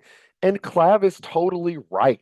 The idea, and Knowles will give a good rebuttal to this in a second that I do like. The idea that dating, modern dating at least, is completely jester max is 100% real. What are you going to do? And, you see all the stuff on TikTok. Like, it's not enough to ask the girl on the first date anymore based on what I'm seeing and hearing from young people. It's not enough to ask them to go on the date. You have to have an elaborate thing. You have to have, whether it's reservations at a very nice place, at an exquisite place, or you take them to like some place like where you have to do a physical activity and you have to run and jump and show them you could get a high score, and the more that you do these physical activities, ironically, the more you do these jester maxed activities, the more likelihood that there is that you will do something that will give her the ick.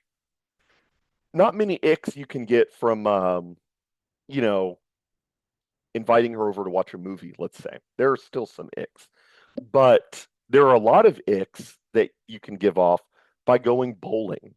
Oh, I didn't like he looked like a clown in his bowling shoes. Ick. Oh, he only wore a size 10 and not a size 15. Ick.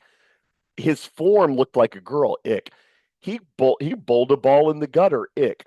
He had to put the bumpers up. Ick. He God forbid, he fell down. Ick. He hurt his finger when he picked up the bowling ball. Ick. Why would you subject yourself to any of this? If anything, she needs to be performing for you. So, yeah, I'm totally with Clav here that the idea that Clav, who I keep saying this, but that's a big deal, is getting invited to Peter Thiel parties, is going to go hit up some like it's not even a roasty, like an 18-year-old with 50 guys in her DMs, and he's one of the 50, and he's going to try to stay at the top of that list and keep her entertained long enough to agree to go on a date with him, and then she's going to take her bowling, and then embarrass himself, and then she's going to pull out her phone and record him. No, I would not. He doesn't need to do any of that. And he's right. I mean, I guess Michael would say, who are you talking to? Why are you saying that I'm suggesting this? What else are you suggesting? What else are you suggesting? You're that's fundamentally what you're saying, is that he needs to go to tryouts. He needs to go try out for the team, which is getting a girlfriend. He doesn't need to do anything. He's doing just fine. And that's why I think it's funny when people come to Nick with those same suggestions, whatever, if you can even call them that, that he needs to go on a date. Dude, he is doing just fine. These people don't need to go on dates. They need to keep contributing to the world, and full stop, they're fine. Why is doing an activity with a girl you want to date necessarily jester maxed? Because you're just like this. I think of it like you're this big jester, like doing these silly like activities. Like you're basically like just an activity cell. Like what are you doing? Like bowling? That seems. What if you Exactly. 100% right.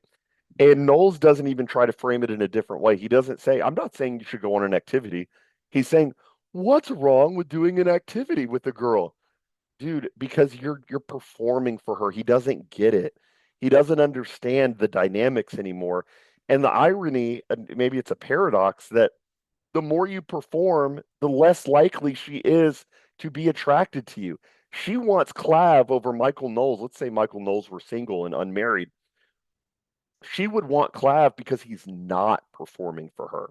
Those are all the interactions you see from parties he's at, by the way, that the women want him because he doesn't want them. If he were in their face saying, "Can I take you bowling sometime?" That would give them the ick no matter what his face card looked like. So Michael Knowles is Jester. He is a Jester, and he is Jester, and Clav is right. You're basically like just an activity cell. Like what are you doing? Like bowling? That seems. What if you become just a dinner cell, which is a less clownish activity? I'd say that's a little bit more reasonable, but we still have the same issue of the inconvenience, right? And the time, right? That's 3 hours. Yeah, no, you would be taking. You're right. You would be saying the time that I otherwise would be spending. That's all. That's really the only point that I would agree with Knowles on. I think there are only like 2 or 3 things that I end up agreeing with Knowles on throughout this entire video, and one of them is kind of in regards to the dating thing. If you're gonna go on a date, go to dinner. Go to dinner. Um, I wouldn't even let her know that you're getting reservations. I would just do the reservation if you're gonna go somewhere like that. Don't take her to Chili's. That not because that's disrespectful to her. It's disrespectful to yourself. Like, you know what I mean? You don't need to be at Chili's. You need to be eating fine food. So, um, you know, if you really want to throw a wrench in the plans, this is old school, old head advice. Go to dinner at a nice place and make when the check comes, say you'll take 2 checks. She'll act disgusted, but she will be very curious about you. Make her get her own check. Make sure she came with her own money. And yeah, I mean the guy who's saying, "Oh, I got everything. I'm going to cover all of her drinks. I'm going to pay for 6 drinks, and I'm going to pay for all of her food." Dude, she's going to get drunk with you and then go party with Clav, basically. She's going to get drunk with you and take your alcohol and go party with Clav. So, yeah, you should be going to dinner. You should be making reservations, but don't tell her. Like, don't say, "I got this great reservations." No, just do the thing, walk in like you own the place, and you're good. That would be my advice. Working out, injecting, jaw maxing, time that would be entirely focused on myself. I will be taking the 3 hours or 4 hours, however many hours, to focus on another person and another person with whom I could maybe build a life. Potentially, yeah, but I would say that what's available to you and your options will increase drastically if you instead dedicate those 3-4 hours into maximizing other metrics of your life. So now when it's finally time to enter the dating market and settle down with that long-term partner, you're more established as a man and you've got a lot more going for you. Okay, here's my rejoinder to that. This too, when you're talking about how you approach a girl, even that has this through line of everything's online. Your work is online. You discovered looks maxing online. You found the drugs online. You started swiping right online. And even now you're saying, well, if I want to approach a girl, I got to find her and I have to send her a DM. And I think well, that's just one avenue. I also acknowledge like the in-person cold approach method. Yes, but that's the first one that came to mind. And I think that's probably true for most people. Yeah. And I think, all right, yeah, that's true. It's probably tough. If I were single today, I'd be on the apps all the time. However, I think I would. Maybe I wouldn't. I don't know. It's Instagram mog's hard, especially like if you have a lot of followers. You're much better off there. That's true. Although then I'd kind of worry. Are they just after me for my, like maxing, grandmogging? Well, or do they really love me? Well, if you're just trying to go for like, one-night stands and slay, it doesn't really matter. I would know. Why is he so trying to use the term? Like, are they going after me for my likes maxing?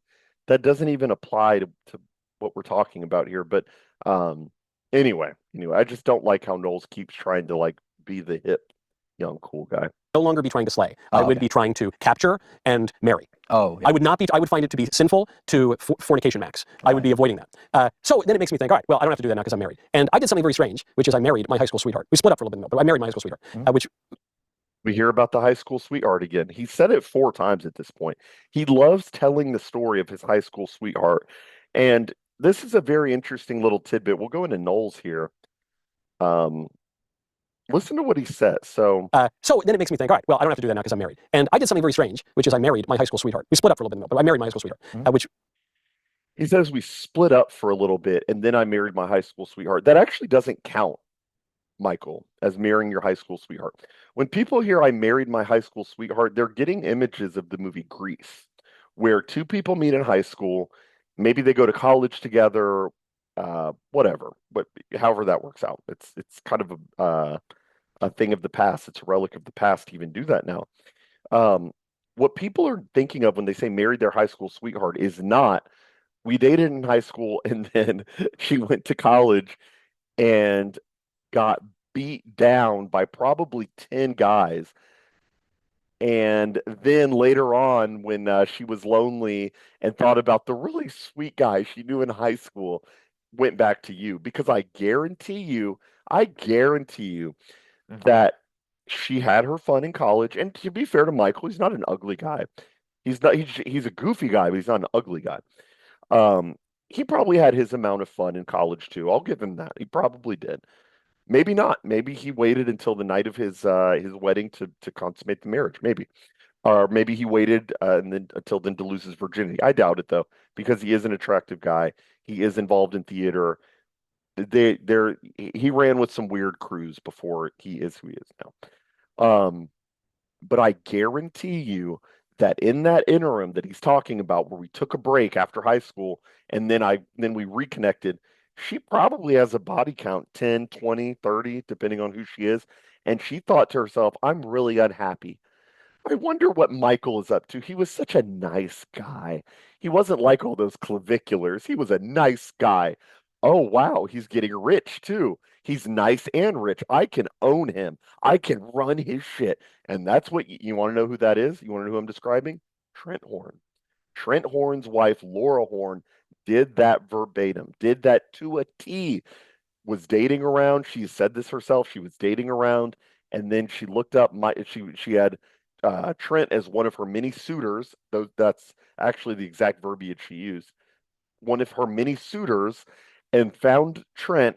And I guarantee you that part of that was she looked up. Oh wow, he's like rich. He's writing books, and he has a public profile. I've always wanted a public profile. I could probably start a YouTube channel. I could be Trent's wife. There you go. That's what's happening there. That is not Chad. That is not. I know Michael wants to paint himself. People like Michael, people like John Doyle want to paint themselves as like the reincarnation of the 1950s. That is not that. That is actually succumbing to modernity, and you're actually kind of playing the sucker in that you went, great to hear from you, Stacy. I miss you too. I'll take you back in. That's actually cringe and jester. people used to do all the time, very few people do now. And a lot of people will say, don't marry your high school sweetheart because, especially if you're an ambitious, self-improving looks maxer, the pool that you can pick from is going to be so much better 5 or 10 years from now when you're in the professional world and you got some wealth and status. Right. I have anecdotally observed, but the plural of anecdote is data, that the best marriages I've ever seen have been people who knew each other when they were very young, and kids even, which is not online, which is not about status really, because everyone's kind of equal in school, which is not primarily physical. Obviously, you have to have a physical attraction, but you're not grading people on scales. It seems to be totally the opposite of everything you're describing in the modern dating market. But might that old way be better? I don't really disagree with you there about. I kind of disagree, actually. And yeah, I mean, Clav is being kind and being friendly and gracious in this interview. I don't know that that's true. I was thinking about this when I listened. I've given this one listen through. I've listened until about the hour and a half mark, and after that, it's just going to be live reaction. But I don't really buy the idea that the happiest marriages are people that met young. I, I would buy it if it were the case that you guys met in wherever it was. We're going to just say in high school or younger, and you guys stuck together and you guys did, what we saw in like Greece or the movie Greece or in the 1950s, where you got married out of high school or something, or did a shotgun wedding and stay. I'll grant that. That probably does produce very happy long-term marriages. What doesn't necessarily produce them, though, and Michael Knowles is doing a little bit of stolen valor here, is what I just described, where you guys knew each other and then you guys went your separate ways in college. In college, where we know the score on college girls. I'm not saying they're all whores. I'm not saying that they're getting getting D from the football team. I'm not saying all that, but she definitely had her fun in college. Maybe not whore level, but a few partners hurt those pair bonding abilities and then went back to you. There's actually nothing, not nothing. There are a few things more cucked than being the guy that she runs back to. What are you, Forrest Gump? What are you, Forrest Gump? Where what's her name? I don't even remember the girl's name in the movie, but you're gonna run back to Forrest when you have AIDS and you've been partying around the country. That's what this is giving. That's giving that.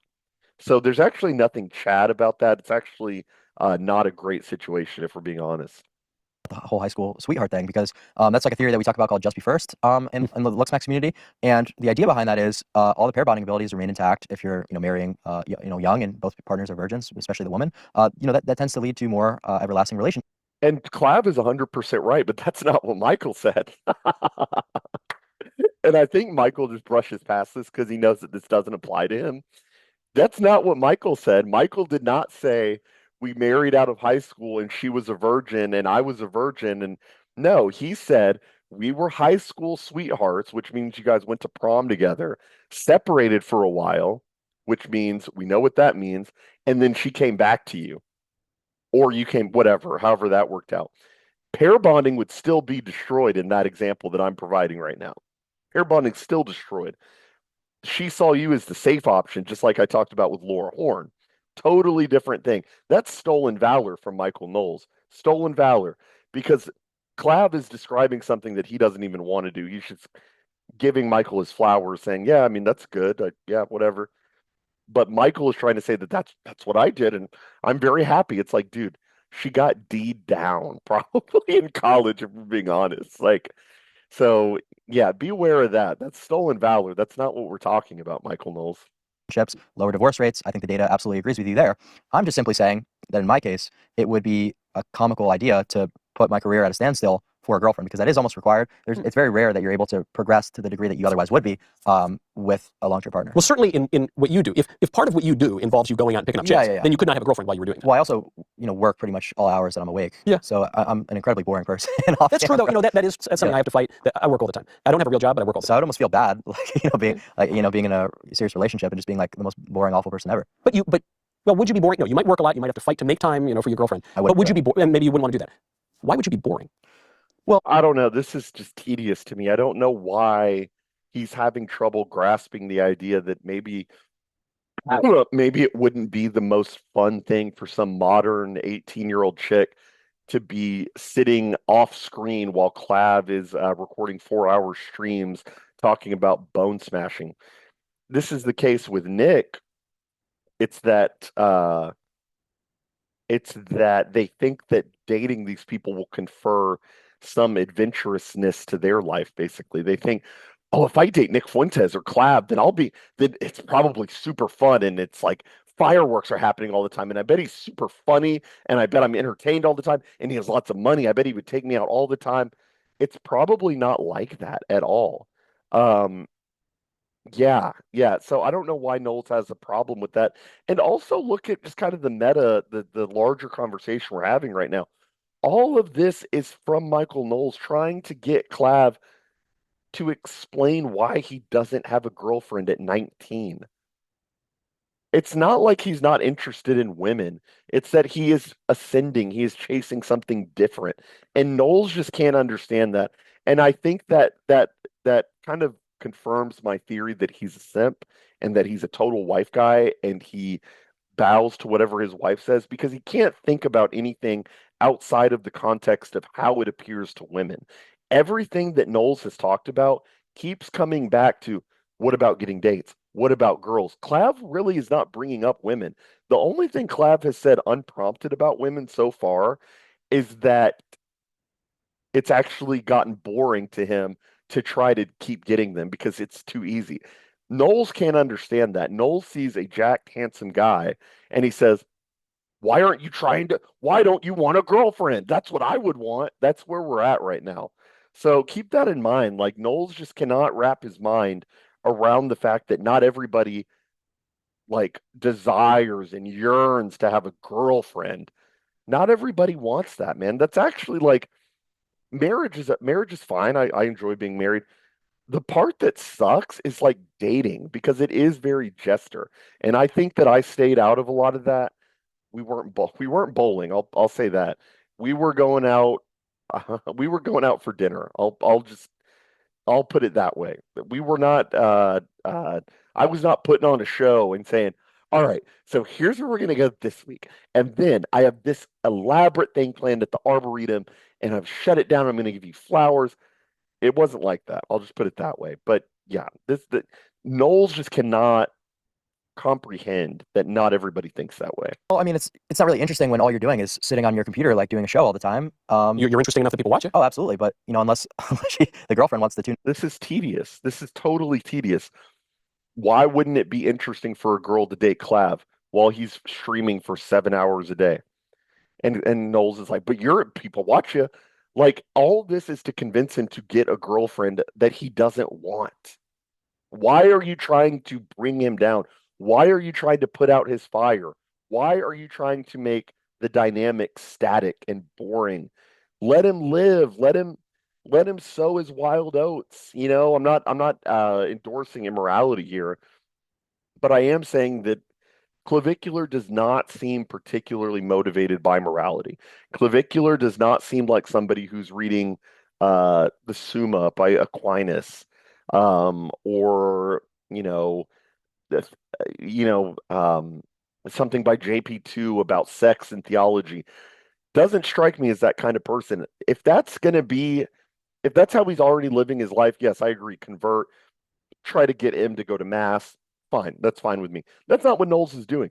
If Knowles was spending his time saying, "Here's why I think Catholicism is not inherently contradictory to looks maxing," and actually, I'll give Knowles a little bit of credit here. He cited Aquinas when he talked about beauty, and Aquinas was correct on that, by the way. That beauty is something objective, not subjective. Beauty is in the eye of the beholder is a ridiculous phrase. There is an objective quality to beauty, to proportionality, um, to harmony. Basically, that's why music sounds great when it's in harmony, and it doesn't sound good when you're just hitting random things on the piano. There is something about harmony and beauty that's objective and not subjective. Totally agree. If Knowles were spending his entire, whatever you want to call this, with Clav, telling him that actually Aquinas loves beauty, the Catholic Church embodies beauty, the Mass is beautiful, you should be Catholic, and also you should be a Catholic looks maxer.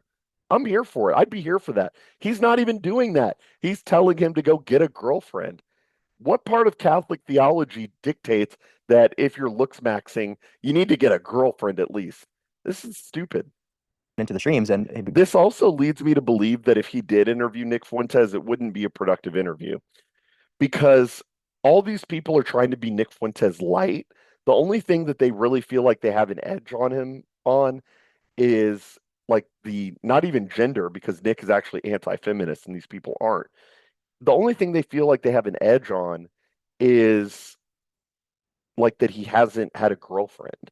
So that's all it would be. It'll be exactly what Candace did. Maybe Nick is right to not to maybe it's for the best rather that these interviews aren't happening, because maybe it would just be what the Candace interview was, where she just harangues him and says, "I think you're selfish for not being married at 27." Like, really? Is that really where we're at? Maybe that's the only way these people can think is, am I making a woman happy at all times? Am I doing the right set of dances for a woman to be happy with me? That's the only way these people can think. become a viewer. If she's just on the sidelines, it's not really that interesting. I don't know. Do you agree with that? I would disagree with that because I Really? work all the time. And look, it's a little different. I'm married. I have kids. I have many reasons to carve out as much time as I can to not be on the road and to not be working. But I endeavor to cultivate other interests and other desires and other loves beyond politics or whatever it is that I do, selling cigars. And this, I wonder if that is missing from the looks maxing idea. Meaning, while you're looks maxing and doing the attendant wealth maxing and all the other stuff, we've talked about maybe a neglect of the spiritual maxing. But what about even like book maxing? What about even cultivating loves for art or culture or things that yet again are not exactly physical, which make you interesting and will make girls find you interesting? No, absolutely. He's already answered this. None of these are mutually exclusive, and he doesn't tell any of his viewers to not do those things. So Michael Knowles is acting like, well, why don't you just books max instead of looks max? Look, man, you got to walk and chew gum also. I know this goes against kind of what I was saying earlier about Kierkegaard and single-mindedness, but you do have to be able to be you need to be able to have a rich inner life. You need to be able to read. One of the things that I always tell people, and I experienced this weekend, is that part of being an interesting person is having multiple things you can talk about. Um, nobody nobody wants to nobody wants to talk to the person at the party who can only talk about their job. That's a good litmus test. People at the party like to talk to the guy who can talk to them about sport. Not saying you need to be a sports fag, but like they want to talk to people who can talk about sports, talk a little geopolitics, can talk about current events, can talk about, oh, did you see what happened with the royal family? Oh, did you hear about that new movie that came out? Oh, yeah, I like that director. Oh, yeah, that actor is pretty cool too. Oh, yeah, did you see what happened in the game the other day? Yeah, yeah, that team's going to have it rough. Just having a general vibe of what's happening. And I think that that's what Clav would tell his audience is that he's not saying, only looks max and don't read. Not what's happening here. But Michael has to portray it that way to kind of make it seem like it's ridiculous. I agree with you. It's just like, what are you going to dedicate your time to? And once again, I believe that once you start, you have to be like pedal to the metal with your career, especially these days with how competitive like the job market is and everything. So it's just about, the return on time investment for anything that you do. If you believe that you could get more value reading a book for 2 hours, then, maybe learning a skill, if that's going to help you just in terms of your mental well-being, then fine. Everyone's got a different answer to what works for them. So I'm not necessarily disagreeing with you. I'm just saying what works for me anecdotally. Are you in college? No, I actually got expelled from college. All right, well, then forget my question. Why'd you get expelled from college? For looks maxing, essentially. I got caught with steroids in my dorm room and I got kicked out. I only lasted 3 weeks. Wow, that's fast. I know other people who got booted from college. 3 weeks is fast. Yeah, I'd say I probably set the record with that. Well, the reason I ask about college is people think today college is about just going and learning a skill and getting a job and making a lot of money. That's really not what it's for. What it's supposed to be for is actually not learning any skills. It's for reading old books and thinking about abstract mathematics and science and cultivating an inner life and familiarizing yourself with the greatest that our civilization has to offer and thinking even about eternal things. And then you can go either grad school or an apprenticeship, learn on the job, do something else. But it's about the idea that there is more to life than looks, and that this will make you a more interesting person. It will make you a more interested person, and that this is at least as important as how you look, and maybe much more important. Go to balanceofnature.com. 'Tis the season where everyone's getting run down. Sure that you're getting all those nice nature whole easy to work into your daily routine. The fiber capsules mix the powder directly into a smooth 100% real whole fruits, to pepper, and the nutrition. Good way to system for life. Mm-hmm. I think that I forget how blessed we are to have Nick, honestly, that he's not cutting in ads selling us fruit or whatever the hell that was. I forget how lucky we are to have Nick. the actual interpretation of what college is supposed to be, like you just mentioned, is amazing. People with higher intellect going to do these studies is a wonderful thing, and that's how you have a great society. But in the modern context, we're just sending everyone off to college universally, and it doesn't really make sense to educate people with lesser intellect because they don't have the capability to necessarily put these skills into practice. They're probably going to be working blue-collar jobs in a lot of cases. It's just kind of like a thing that people do now without... And they get $200,000 worth of debt as their reward. Yeah, so I think that college shouldn't be as universal as just like a thing that you do. I totally agree with that. Be like a very sought after thing for the upper echelon, people. But part of, yes, I agree with that. Part of what college endeavors to do can be replicated elsewhere, though, which is to make people well-rounded, to make people have multiple facets to their life. And you mentioned earlier, you said, I'm a little bit autistic, a little touch of autism. And I think that's true for a lot of people these days, whether we're talking about real autism or just kind of habits of mind that singularly focus people, especially men, especially right-wing men, especially online men. Wouldn't it be good to be a little well-rounded? Do you have that desire, or no? You say, no, I've picked my lane. I am the Lux Maxer broadcaster, live streamer, and I'm just going to do that to the nth degree. Everything else be damned. I would say that I am pretty well-rounded. It's just I have a very different idea on what's actually important to fit that definition. So like a thing that I often speak out against is young people getting into politics. So that would probably be something, I don't know if you agree. I totally agree with that. Okay, this is an important part. This is kind of where I think the crescendo of the video is going to happen. So we've spent we're probably about halfway through. I'm not sure how long this will go. I hope you're enjoying so far. We've spent kind of this first part kind of debunking Michael, talking more about gender dynamics, I would say. We're going to get into some gender dynamics, but now we kind of move to the political. And so in the first half, we kind of see how Michael's brain cannot conceptualize doing something great unless it's to perform for women. He's asked him multiple times, why don't you have a girlfriend? Looks maxing, the end goal of looks maxing is to get a girl, right? That's the whole point, right? To which Clav shuts it down and says, no, that's ridiculous. I don't know why you think that. Now we're going to move to Michael Knowles. I think this is kind of where it starts. to Michael Knowles not being able to think outside of the political. So earlier, it's he can't think outside of women. And I touched on this earlier that not everything is about politics. So listen to what Clav says here and listen to what Knowles says in response. So like a thing that I often speak out against is young people getting into politics. Yeah. So that would probably be something, I don't know if you agree. I totally agree with that. So that's an example. Oh, well, you're not, maybe people would contest that with, oh, you're not well-rounded. You don't have like a good grasp on like geopolitics. And I'm like, well, yeah, that's intentional because I find it to be extremely silly to advocate for young people who don't have a lot going for them. They maybe have like a very low credit score, low income, and they're worried about, foreign wars or something like that. Yeah, I agree. Like that's something that I've always been extremely outspoken on. I agree. Look, civic engagement is good, but these, for a 14-year-old to be, waking up in terror at night because of climate change or some nonsense, some war overseas, I think is totally disordered. So I entirely agree with that. So there you go, right there. Sounds like a throwaway line, but it's actually very important it's an important insight into the mind of Michael Knowles. Clav says, what I tell my audience is to not get involved in politics at a young age because you, at that point, and Nick has said this too, that at that point you need to be self-improving. You need to be, whether it's looks maxing, building your skill set, building your knowledge, reading, building the foundation for what you're gonna further build upon later in life. Clav says that, and Michael Knowles says, I totally agree. The reason I agree is because it's ridiculous for a 14-year-old to think about climate change. There we go. Okay, Michael. So what you're basically saying is that it would be okay if that 14-year-old were thinking about the free market. He's not actually saying he doesn't want the young people involved in politics. All he can think about, and it's so funny, Clav, in my mind, Clav gives a pretty absolute statement. Don't get involved in politics at a young age. Michael's interpretation of that is do not become left wing at a young age. Do not become a Democrat at a young age. What he's talking about there, and this is who he's talking about, is Greta Thunberg. He's talking about Greta there. He's saying, I think it's ridiculous that a little kid cares about climate change. You know what? If that's maybe that's her version of looks maxing. Like that's the thing, and she is autistic also, ironically. Maybe that's the thing that she is singularly focused on. Fair enough. In Michael's mind, if that 14-year-old were very anti-illegal immigration, let's say, which I am too, but we're talking about young people here. If that young person were singularly focused on shutting down the border, or let's make it more vague, if that 14-year-old were singularly focused on being pro-Trump, if he were talking to a 14-year-old, a very intelligent, informed 14-year-old who loved Trump, do you think he would tell that 14-year-old, don't become involved in politics? No. All he can think of is in terms of left, right, red, blue, Democrat, Republican. That's the only way his mind works. It's warped. It's a warped thinking.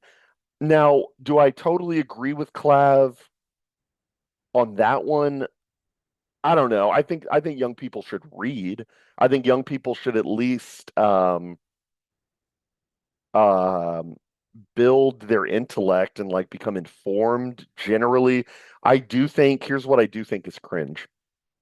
I do think it's cringe when you have a MAGA dad and a MAGA mom who are like, we love Trump. We even taught our 10-year-old to love Trump, like they're teaching a dog how to do a trick. You see this a lot, especially in the right wing cringe parent sphere where they're like, my 8-year-old loves Trump, and you have an 8-year-old walking around saying, send them back, send them back. Is this funny, Dad? And they get like kicked out of school or something. Like, you see what I'm saying? I think that that's cringe because what that basically does is it teaches kids that one, the way to their parents' heart is through politics. Because when they say something pro-Trump, their parents say, good job, Billy. You love Trump as much as we do, and those people over there hate Trump." I think that that's cringe, and it also teaches them that politics is a joke, and it'll go against what I say later about politics is actually jester in its own way.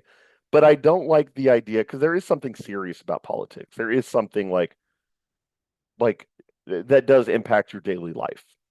Okay, it just does. The degree to which that's jester can be debated, but you're actually imprinting it in a 14-year-old's head at a very young age that being pro MAGA or whatever or being anti-immigration is not actually like a serious thing to be. it's just kind of a joke that you say, we wear a silly MAGA hat. We wear a big MAGA hat sometimes because it's funny. It's like, is it funny? Or is it kind of like I'm fleshing out this idea as I'm talking, but it's actually not funny. It's actually kind of like deadly serious. I wouldn't have my daughter, like when she becomes of age to talk about this stuff with about morality and stuff. I wouldn't tell her like, honey, we're the pro Aquinas family, and those people over there, they're the anti Aquinas family, and we have a pro Aquinas chant. We love Aquinas. We love Aquinas. It, Here's how I would put it. If you think that an issue is serious enough that you need to teach it to your kids, it needs to be treated with the appropriate seriousness, basically. If it is serious enough, if it is as serious enough to you to the point that you would discuss it with your kids, then you need to treat it with the appropriate seriousness. Does that make sense? Um, we can treat loving the Dallas Cowboys as a big joke because it's football. It's not super relevant. It's not consequential.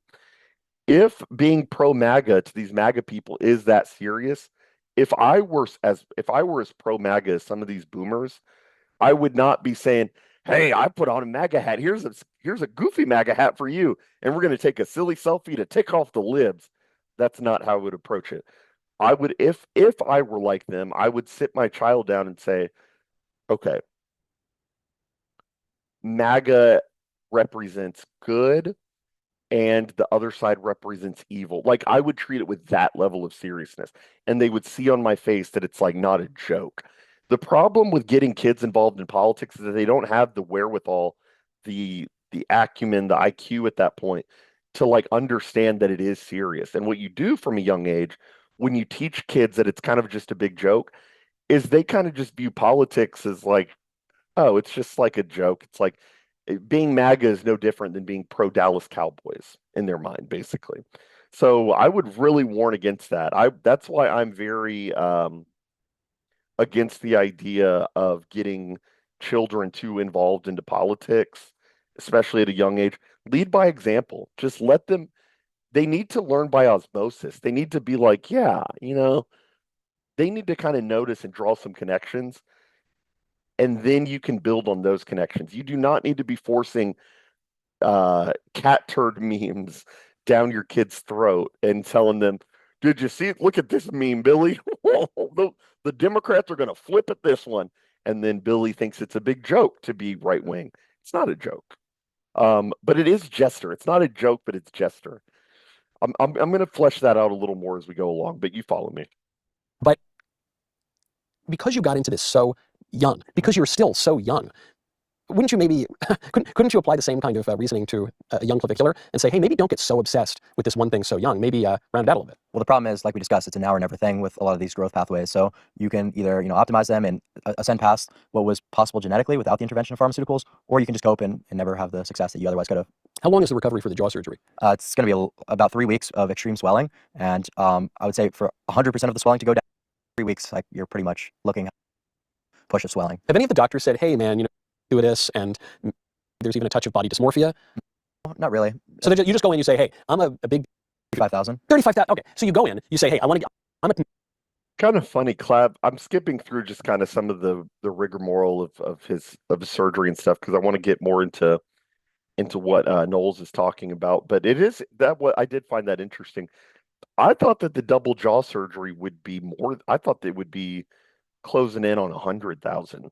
I thought that would be closing in on 80 to 100,000. Honestly, 35,000. Not that that's like chump change, but in the grand scheme, it kind of is. Like Clav has probably made that streaming already. I mean, his Ascendant Star has probably made $35,000 very attainable. So I'm a little surprised. And Knowles is like, oh, I mean, dude, the checks you get from Ben Shapiro are significantly more than that. So I don't know why. I don't know why you're surprised that another streamer would have that kind of money handy. So yeah, I was a little surprised by that. 19-year-old guy, I want to give you 35 grand to make me look even more even more chatty. And they just say, okay, thanks. Yeah, swipe the Amex here. Well, because nobody, in a lot of cases, the double jaw surgeries that I'm talking about with like the cosmetic implants, that's an elective thing. The other thing that Knowles does a lot of this throughout the interview, What he's trying to say there when he says, oh my gosh, it's actually very it's very seditious, I guess. It's very shady what he does throughout this interview. He's trying to tap into the young people thing. So it's actually not very easy to detect. But what Knowles is saying there, he says, so you're saying that they just let you swipe your Amex and you owe them 35,000. What he's getting at there is that young people are in debt. And what he'll do later on, I'm sure in the next few weeks, you'll see this in an interview. I wouldn't be surprised if it were in an interview with Tucker. And you can almost foresee the timestamp where they talk about young people and debt. And you can see where Michael Knowles would say, well, the young people are so in debt, and that's why they're so angry. And for example, I was talking to this young guy, Clavicular. He said that they just let him swipe his credit card for $35,000 for jaw surgery. Now he's in debt. That's why the young people are angry. It's because of debt. They're trying to make all the concerns economic, and it's actually not totally obvious that he's doing it there. But like that's his reaction. That's the Tucker Carlson thing.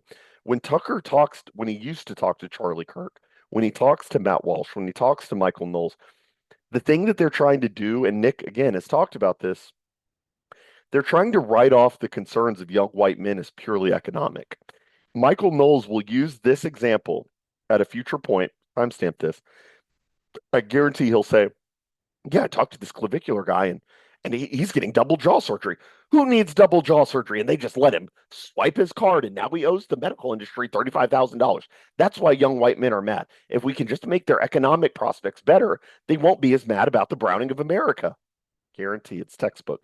And Clav doesn't see it because Clav isn't in this world. That's what they're doing though. And Michael Knowles does it even more pronounced later on when he talks about why Clav won't vote for Vance. He says, "Well, I get why you don't like the Republicans because or because the Republicans have let it fly that you can talk badly about white men and you're disenfranchised. I get that. They're trying to make all of your concerns economic and not racial. That they want you to actually have it. And I'm not saying that they shouldn't. I'm not saying that wanting a better economic outcome for young white men is a bad thing. I'm not saying that. What I'm saying is they're trying to make it non-racial. And what I mean by that is that when you look at the people that are boxing you out of the housing market, they are not your fellow white guy. They are not Scandinavians immigrating here. They are brown people from Somalia. Well, not as much Somalia, but India for sure, China for sure. It is racial, and they don't want you thinking on those terms. So when Knowles says, and they just let you swipe your Amex for that, he's talking about credit card debt. And earlier he did that with student debt also, he said, and also the problem with college that you owe money. They want all of your concerns to be economic, not racial. Keep that in mind. Right? Sure, certainly double jaw exists as a way to fix, horrible airways and sleep apnea. But in my case, Disfigurement from a car accident or something. yeah, right. But a lot of the times it would be just like sleep apnea and breathing related issues would be the main cause for jaw surgery. But that's like severe recession and severe developmental issues. I'm going to Actually fast do need forward a jaw little bit. in their mouth to even accommodate for breathing habits as a kid. Jaw surgery to fit within the ideals. $5,000. So after I got kicked out of college, it was kind of a rough time for me. And what kept me going was how much I was working. I was working 70, 80 hours a week at a restaurant trying to afford the jaw surgery because I felt like that was my way out in life. Ascend in looks. Ascend in every regard. In society. Yeah, just ascend as a person. So you ascend in looks. Ascend and, improve. Felt like that was my way out a week at a restaurant trying to afford the jaw surgery because I felt like that was my way out in life. That was how I was going to ascend and, improve upon everything. Ascend in looks. Ascend in every regard. In society. Yeah, just ascend as a person. That's a very important moment right there. Knowles thinks it's about ascending in looks only. Clav is ascending even the ascension conversation. And again, if you're Catholic listening to this, I am not saying that Clav is emulating Jesus Christ. I am not invoking the ascension of Jesus Christ into heaven. Calm down. Calm down, trad cats. I know when you guys hear a word, you associate it with another word. And he's saying we're not doing that. What I'm saying is that Clav is ascending the convo. Michael keeps trying to boil it down to dating or debt or something. And Clav is like, no. I want to be above it all. I don't just want to be looks maxed. I'm saying that looks maxing will ascend me to a higher plateau of life in general. Better outcomes, better interactions, more opportunities, better face. Like Knowles just cannot grapple with this. He doesn't. There's also kind of a lack of curiosity too. I don't know about that part, but it kind of seems like he's just kind of having Clav on to mock him a little bit. Um, but maybe not. Maybe I'm being a little bit uncharitable there.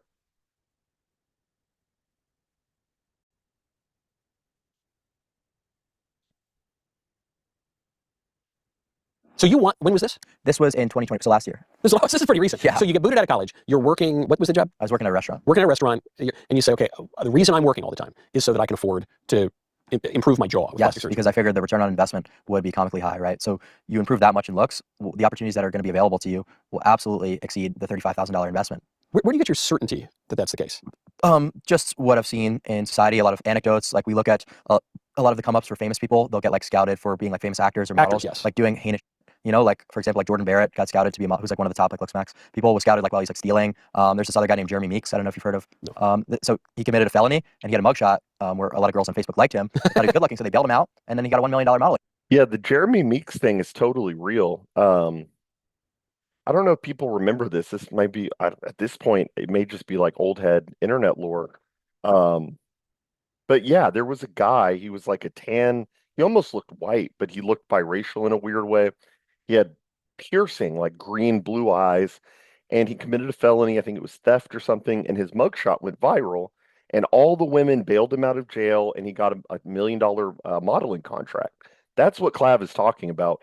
And Michael Knowles' takeaway from this is so ridiculous. Modeling contract. So like that's what's available to you once you hit that top percentile of looks. You could pretty much do anything, and your life will be easy. Now, would you? I don't know that I'm not saying I doubt the stories, but I don't know if you would use those stories as the model for life, saying, you know what I got to do? I got to be really hot and commit a felony, and that's my pathway to. Well, just being. That's not what he's saying at all. What a ridiculous.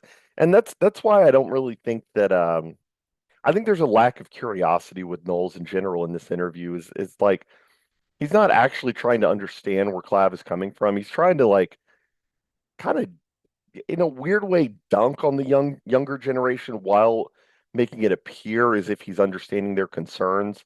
Clav does a great job of holding frame. I don't think that a good way to look, and I'm a horrible example of this because I'm closer to Knowles in this one sense than I am to Clav. But I don't think Clav's body has moved. I think he has stayed in the same position the entire time. While Knowles is gesticulating and he's moving around, and his face is going, ha ha. Clav is like, no, that's not what I'm. So anyway, yeah, I think that's a ridiculous takeaway, and I don't think Knowles is being curious. For Clav to say, well, here's an example of a looks max guy who can get away with anything because he's looks max, including a felony. And Knowles' takeaway is, so you're saying that you have to commit a felony? Oh, look at this guy. It's all to laugh at he's trying to treat Clav like the jester when in reality Clav is mogging him. Clav is showing that Knowles is the true jester. So good on Clav. I'm very proud of him. That good looking, being like the top like 0.01 percentile of men in terms of looks, it's just a guarantee for success. Like you can't lose. There's really no losing. So I'm not sure about this. I got a few more years than you. With But social media, absolutely. There's no losing when you're that level of looks. I know in today's day and age. I know good looking. Look, maybe this is generations past. I know good looking people, guys and girls, who have not had much terrestrial success. And I grant you, it's very important in show business, in broadcast professions, acting, whatever. But I also know a lot of very, very successful people in the kind of worldly way and in the spiritual way, and sometimes in both, who are not even close. They are very looks moderated. They are maybe even looks minimized. Oh. And I know many examples of that. And I can think of counterexamples of like hot people. I mean, this is kind of the joke or the meme is like the guy and the girl who were really hot, in high school. They don't have a lot of success in their lives. And, the nerd is the one who goes off to school and, becomes a billionaire. I mean, that seems to be more the stereotype. That's just not what we're seeing in today's day and age with social media. I would say that that's probably how it was for a while. But now when you're just able to open up Instagram or TikTok and put a picture of yourself when you're that good looking and, get extreme success and brand deals and stuff like that. And influence it. Yeah. So that's like a no-brainer, right? It's guaranteed when you're good looking. You don't even have to be an interesting persona to do well on social media with good looks. Surely you would admit there are plenty of good looking people on social media who don't get lucrative brand deals. I would say that just like where I was, like working in a restaurant versus, achieving success on social media, like I would have done better, absolutely. So that would have been a return on investment that made sense. Right, no, but you're saying looking good. If you look really, really good and you have Instagram, that's a guarantee of professional success and lucrative success. I'm just saying there are plenty of hot people on social media who aren't that successful. It's ridiculous that we're having to do the knacks out fallacy with Michael Knowles. We're doing in real time something that he should understand. Not all X are like that. Not every single top tier attractive person who's ever existed in the era of social media has gotten rich. You're right, Michael. What Clav is saying is that he will have a beneficial ROI, a beneficial return on investment if he made this calculation long ago, and he's right, it's working. He's on your show for a reason, Michael, that if he were to invest in his looks to the extent that he is now, his life would be better than working at a freaking restaurant. That's obviously true. And also what Clav said is true, that you don't even have to have an interesting personality if you're attractive. Now, this is much truer of women. If you look at TikTok, this is like an interesting, I've noticed this genre of TikTok creeping up. It's not even creeping up, it's just been there, where you'll get an attractive girl on TikTok and she's doing not, sometimes it's a dance. I wouldn't even call it a dance. All she does is film herself going, my face when mom calls me to dinner. 500,000 likes because she's hot, dude. Like, it is what it is. I don't know why this is so hard. Maybe there's some cope. Maybe he's trying to speak to an older audience who is saying, this kid thinks he can get rich by being hot. I got rich by getting ugly in the oil fields. It's like, well, it's a different world now. And I think Clav is making the right call for himself. Um, so yeah, I mean, it's not even a dance on TikTok. A lot of times a pretty girl will just show her face on TikTok and go, it's late, and get 500,000 likes. That 500,000 likes equates to money in her bank account. And many times it creates 7, 8 figure dollar brand deals. A perfect example I can think of is Will, what's his name? The quarterback from the Titans 2 years ago during draft night. Will Nevis, Will, something like that. He had a beautiful girlfriend who was sitting next to him draft night, and her name was Gia Duddy. Kind of funny. I remember her name, not his name, because he's out of the league now. All she did was sit there attractive next to her at the time boyfriend who was going to get drafted, and the cameras could not cut away from her because she was beautiful. And she got 7, 8 figure dollar brand deals, and she's rich now. Now she was probably already rich because when you're attractive, you tend to have attractive parents. Attractive people mean more money, to Clav's point, and she was probably already going to make the money anyway. But she was attractive enough to make it in her own right by just being hot. So I don't know where this pushback is coming from that like, well, so what you're saying is that every attractive person is going to be rich off brand deals? It's like no, but in the era of social media, that is much more likely, and it's actually probably a higher ROI than like going to, like Noel said, going $200,000 in debt to go to college or something. So Knowles is stupid. Then that's also people who are low IQ as well. But I would say that that's a very rare thing. Is that even true? I bet most hot people on social media don't get a lot of likes and certainly don't get brand. But what are we talking about by hot? Like good looking? Like A lot of I mean, is that really his point? His point is that a lot of hot people on Instagram don't get a lot of likes. I mean, what Clav is talking about is like the upper echelon. We're talking like Livy Dunn. I'm not going to go Sydney Sweeney or like Sabrina Carpenter. But I'm talking like Livy Dunn tier hot. Livy Dunn didn't have to be an LSU gymnast to get the likes that she got. She could be a girl in her bedroom right now at LSU and have no claim to fame, and she would be getting 500,000 likes. People like what they like. It's biology, man. some people think that like Sydney Sweeney is extremely attractive. I would say, I don't want to scandalize anybody, I'm a married man. I would say Sydney Sweeney is very attractive. I would say that she's pretty malformed. Total Coomer brain take. And I'm not going to be one of those guys that like that dies on the hill. Sydney Sweeney's ugly. A lot of that is cope because a lot of guys want to feel like they're dunking on the cheerleader. That is a real thing, by the way. But like, there's also an equal, a mirrored thing that happens where guys are like, no, Sydney Sweeney's hot. It's a dumb convo. Her face is objectively like not that attractive. She has a great body. She's blonde, so that gets you a lot of leeway. That gets you a lot of that carries you a long way in society today. People like blondes because they're getting rare. Blondes are becoming rare. And yeah, I mean, but to say that for Michael Knowles to sit there and be like, no, this is gonna. I don't want to scandalize anybody, but Sydney Sweeney's hot. Oh yeah, dude, yeah. Edgy take of the day. You said Sydney Sweeney's hot, man. How will the internet ever recover Her upper maxilla is extremely recessed, right? She's got the eyes of doom with no infraorbital support. She's really not that much of a looker in her face. I think that a lot of people with porn brains find her attractive because of her I body. don't have porn brain. No, no. Well, you're telling me that if a guy finds Sydney Sweeney attractive, he's got to have porn No, brain? I think that she's He really takes issue with the porn brain comment. Look at him. He lurches forward. Look at find her that. attractive because of her I body. don't have porn brain. No, no. Well, you're telling me that if a guy finds Sydney Sweeney attractive, he's got to have porn No, brain? I think that she's above. He's not saying that. I'll let Clav speak for himself here, but he's not saying that you only like porn brain does not mean that you view a lot of porn. Actually, Michael, I know you're a little bit older and you don't interact with like the actual Twitter, the actual right-wing dissident, so I wouldn't expect you to know this. Having porn brain does not mean that you consume copious amounts of porn. What it means is that your view of women is impacted by society's impact of women who does view copious amounts of porn. So viewing Sydney Sweeney as attractive is kind of porn brain because you're going along with the masses that are like, she's so hot because I like her tits. Her tits are big and I like big tits, and Sydney Sweeney has big tits, so she's hot. That's what we're talking about. We're not saying that if you like Sydney Sweeney, you view porn, but you don't get that. You don't understand it, Michael. Average in looks, but certainly not that like, No, you said she's got a sunken suborbital. I forget the words that you said. Yeah, she's got a recessed infraorbitals and a recessed upper maxilla.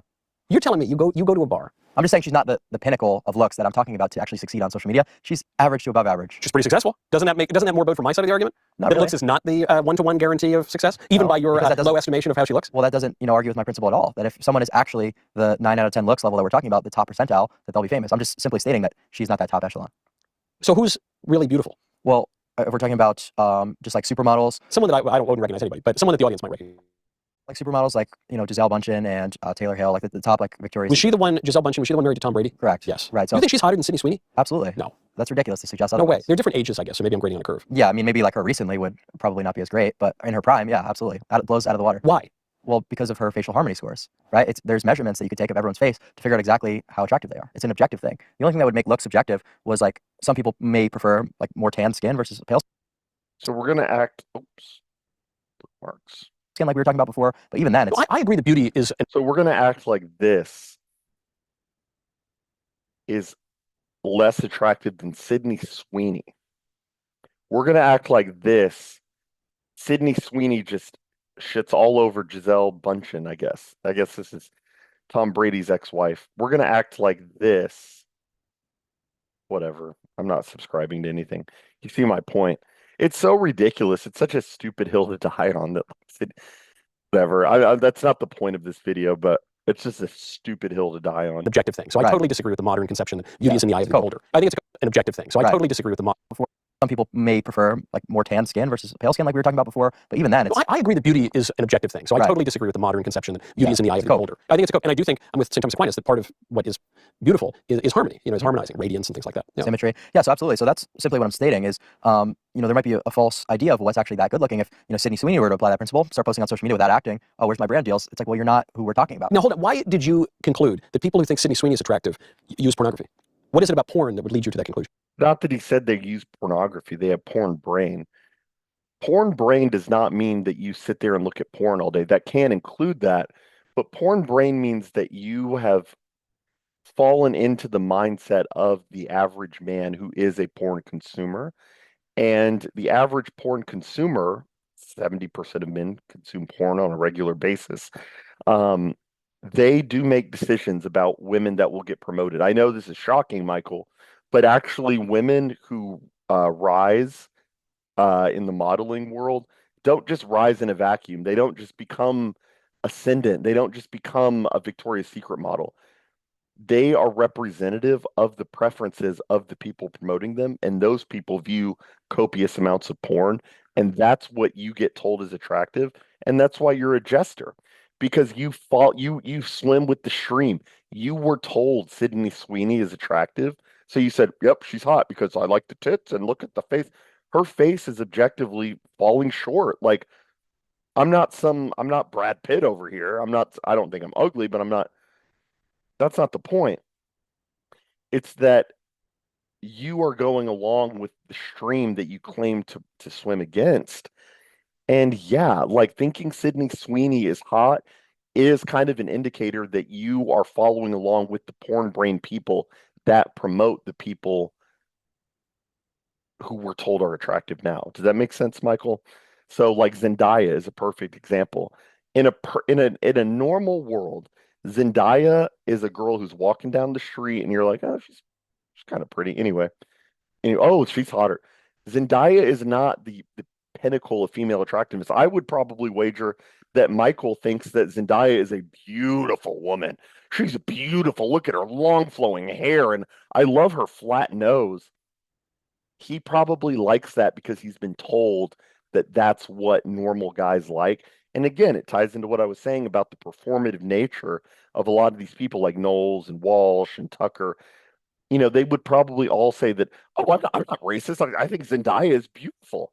She's not beautiful. She's mid at best. Same with Sydney Sweeney. Sydney Sweeney's like a 6.5, 6 at best. Like, take away Jewish producers promoting her, and you get a very average looking woman. You probably get, what Sydney Sweeney is like, she's like the semi-attractive girl who you kind of see through the midness and you're like, she could be hot. If I motivated her, she could be really hot. I'm gonna start dating her because she probably hasn't gotten a ton of attention from guys, but a reasonable amount to where she knows. Actually, you do want a girl that's got no that's I mean, really, if you want to search for the red pill in this video, that's probably that. What you want is the attractive girl who you could make hot, who got no attention from guys and was like relatively sheltered as a kid, if you want me to be honest. But yeah, Michael is just with the curve. He's like, oh yeah, I think Sydney Sweeney's hot. Well, what consume? And for this guy, he probably loves the consume meme. He will consume whatever is shown to him on the screen. He scrolls reels, he scrolls Twitter. He's been told Sydney Sweeney's hot, so he thinks she's hot. It's that simple. I think a lot of what they like about her is her breasts and probably just her body, and that's generally like a very like gooner porn consumer mentality. But what about just her face? You say she doesn't have a pretty face. I would say that she's probably right on around average, maybe slightly above. Wow. Okay. I wouldn't agree with that. But I think if you put her head onto just an average chick's body, she would be pretty much invisible outside of like a third world country. Now, okay, I'm very curious about the. I love that he throws in the outside of a third world country. That is totally like. And that's what I was saying earlier is that Clav is so much more I mean, he probably knows he's base. People like this know that, you don't get into the space that Clav is in without saying to yourself, I have the right ideas. That like I've said before on videos, there is an element of narcissism that goes into like creating a video. Even for myself, there is an element of narcissism here. Me sitting in my living room recording a 3-hour video, you have to think that like you have something to offer. So Clav definitely like knows that he has something to offer. And that's a very common trait. Not gonna lie, I forgot where I was going with that, but there is an element of narcissism there's some truth there. I wouldn't. Average chick's body, she would be pretty much invisible outside of like a third world country. Now, okay, I'm very curious about the pornification of it all because Yeah, the third world country thing. That's so funny that he says that. He's so much more base than he even knows. He knows he's base. There's an element of narcissism, and that is base. That's such a base thing to just throw in there. Outside of a third world country, he knows what those videos look like. When a blonde girl walks through India, we're a total mid, a 4 out of 10, but she has blonde hair and she's relatively thin. Walks through a crowd of like disgusting Indian men in New Delhi or Bangalore, and all of them are like, "Come here, let me take picture with you. You are my girlfriend." They do that so they can post that on social media and status max, by the way. But yeah, I mean, he's totally right, and also he was right earlier when he said, I doubt that about Chads coming from Chad. There aren't Chads in Chad. Chad is Aryan, and that's why Knowles doesn't get it. He doesn't understand this sphere, and he falls victim to dichotomy thinking, and he is porn brained. I've proven all of this. This ties into what you've been talking about from the beginning, which is your whole looks maxing journey has been online. It's been revolving around every step of the way.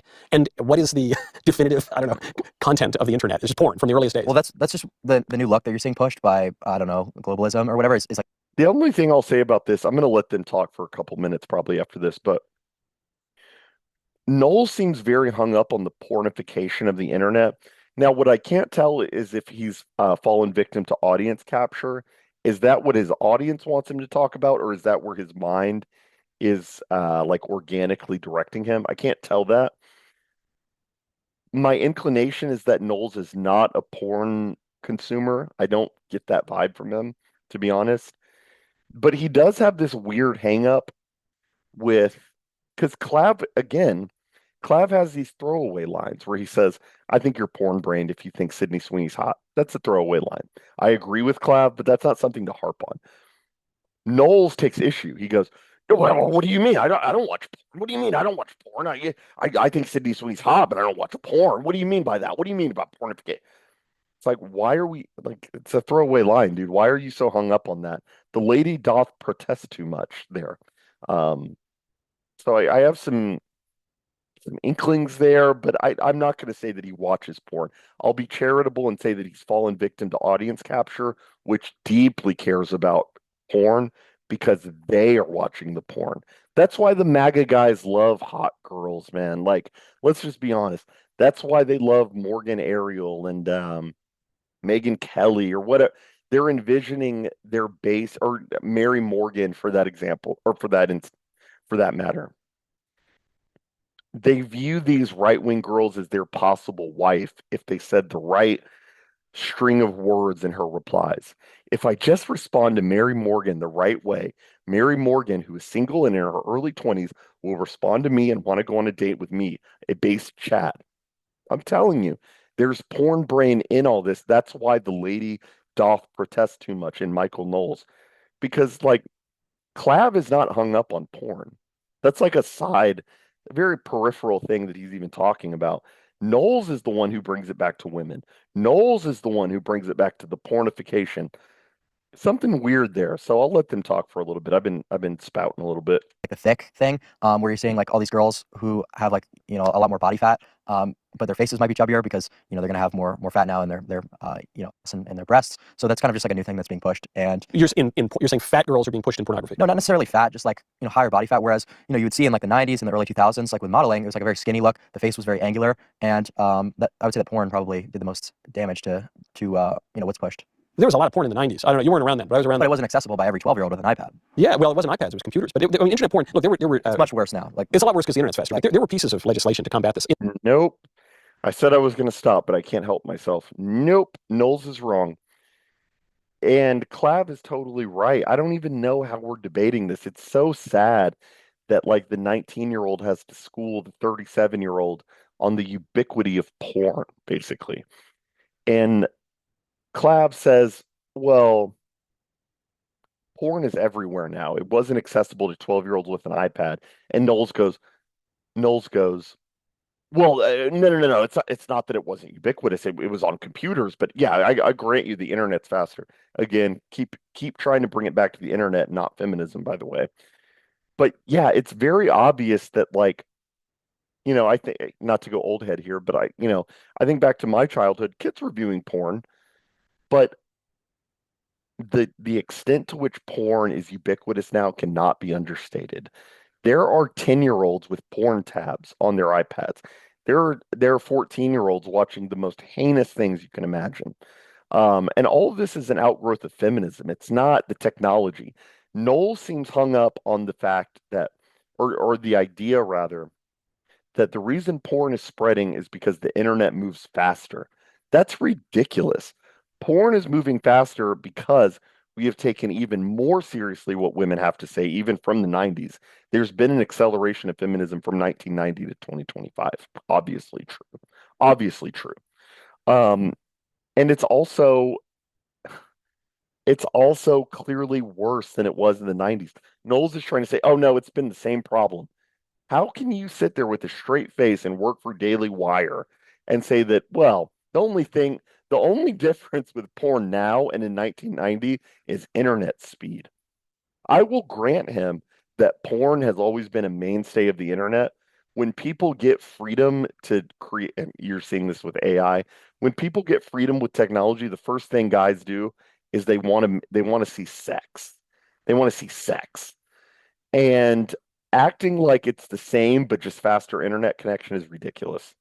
In the 90s, it was the Communications Decency Act and the Child Online Protection Act, because there was this flood of porn all over the internet. It really started in the 90s, and they both got shot down by judges, unfortunately.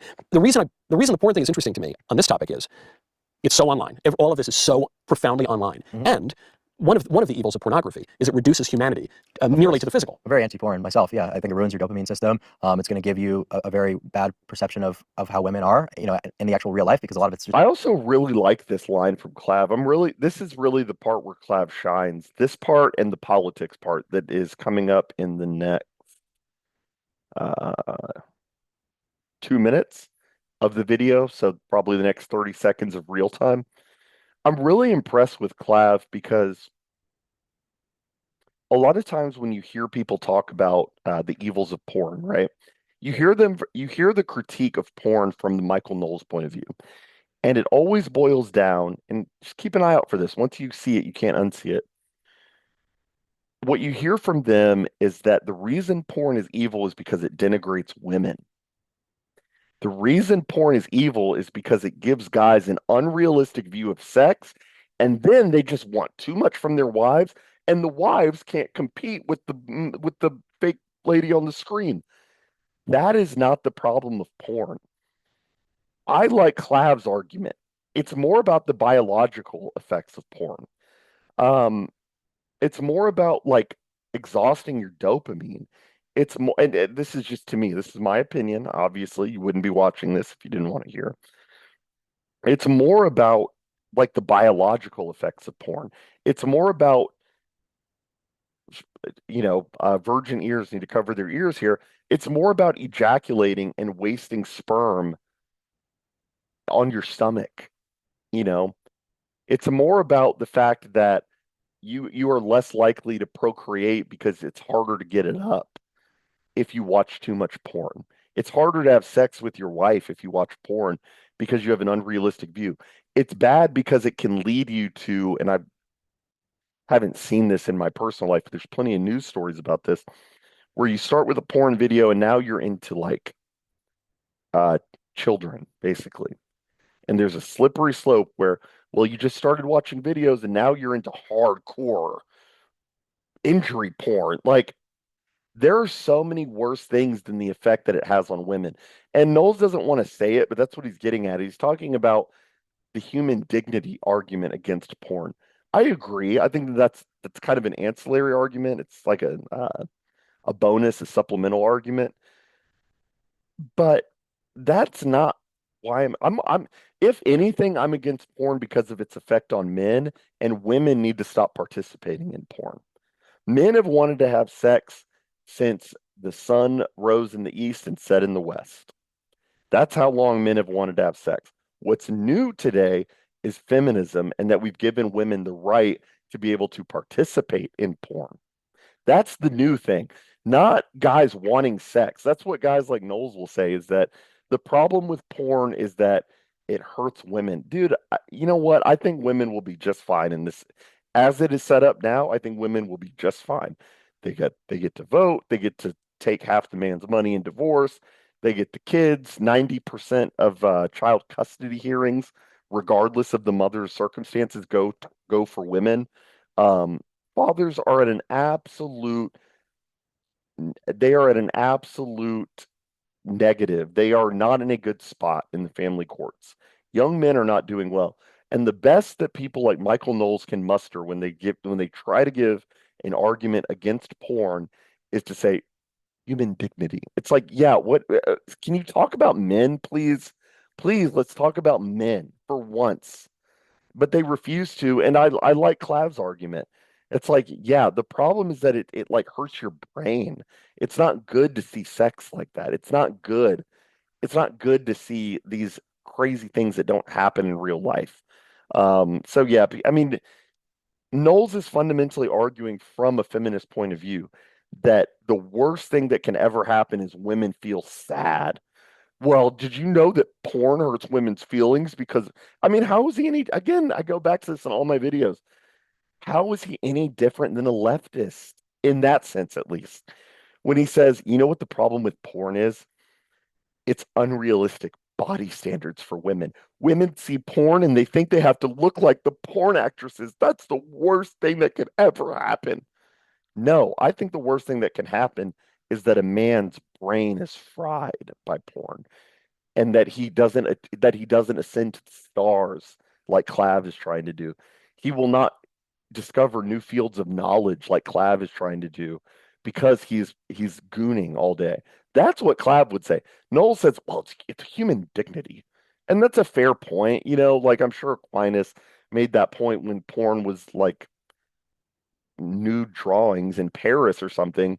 But we do have to kind of address the elephant in the room, and the elephant in the room is feminism. The elephant in the room is women themselves. Who is participating in the porn? Nobody is putting a gun to the OnlyFans head and saying, the OnlyFans model head and saying, you better do videos all day. You better. No, they are they are willfully doing it. Why are they doing it? Why are they allowed to do it? Because of feminism. Feminism. It's not evil um uh predatory men making them. Honestly, that's why they're so big, and you hear this from a lot of right-wing women. That's why they're so big on making the porn a human trafficking argument.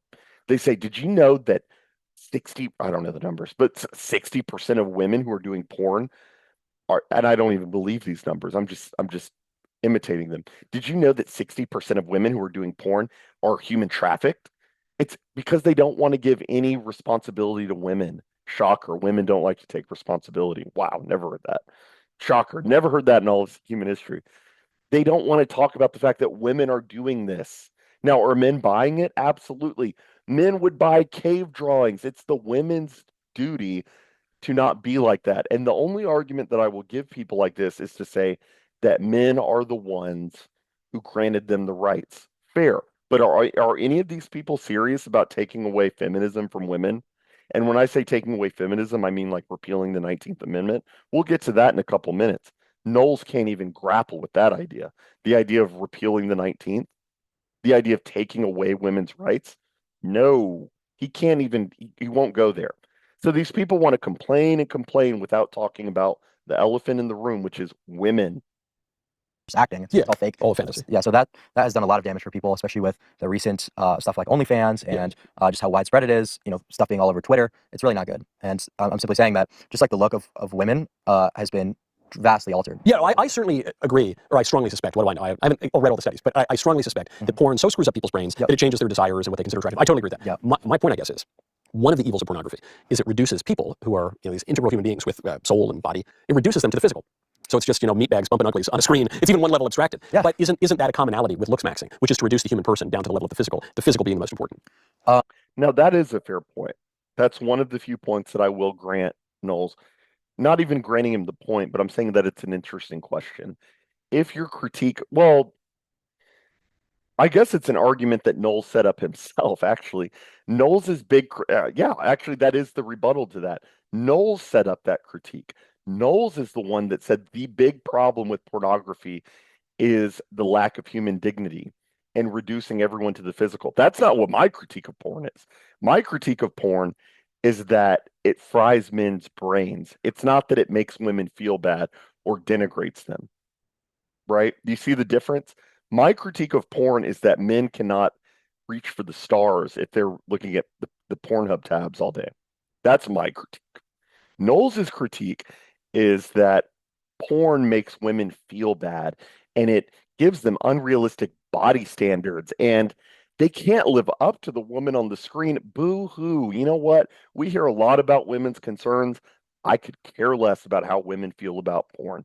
You know what? If they hate porn so much, they should tell other women that they shouldn't have the right to ever have the ability to produce porn. But no, we won't do that because that might make your wife mad, Michael. That might make your wife mad, and then she might not give you a blowy at the end of the week. You might not check off the chore chart and she doesn't give you a blowy. It's like, you see what I'm saying here? It's all centered around women. I care about the men. Clav cares about the men. Nick cares about the men. Michael Knowles cares about not pissing off. He cares about critiquing the women just enough to not piss them off. And that's once you see it, you cannot unsee it. I would say that, yeah, it's not far from the truth, but it's just what needs to be done in society. You need to improve upon this metric. We could sit here. Do you though? You do. I don't feel like I do. I mean, listen, in my mind, because you've achieved success in other regards to such other regards. Are you suggesting I'm not looks max? No, I would say that obviously anyone who does media is going to be reasonably good looking, right? So Take it. I'll take it. yeah, so no, you've achieved this success, this such a high level that maybe you can make up for not fully looks maxing or not taking like the double jaw surgery route. Like you're a huge host of a massive show, so that status might be able to carry you rather than having to. Okay, but let's say that I weren't. I appreciate all the compliments, and it's great. And I like this is nice. I'll take it. I'll take a broad. I haven't looks minimized at least. But let's say that all that wasn't true, and let's say that I were a guy, and I were I don't know, even more looks minimized, and I was fashion minimized, and I didn't have a show, and I didn't check certain status markers. And let's say I were just a guy married to a nice gal, and maybe she wasn't even that good looking. Maybe let's say we had a nice family, and we had some kids, and we were living in a house that's fine, but not that nice. And I made some money, but not a ton, and we had like a car that was okay, and we went out to dinner every so often, and maybe we got to go to the beach once a year. And by all of the metrics that we're talking about, I wasn't maxed out at all. But mightn't it very likely be the case that I would be happier, more flourishing than the richer, better looking, more professionally successful guy? Or you say no, that's a fairy tale? Well, yeah, I'd say That is actually an interesting question.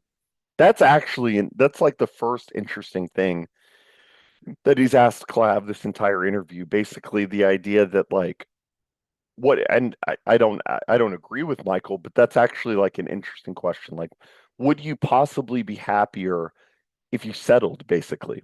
And this is kind of the argument from people like Chris Rufo during the whole Panda Express argument.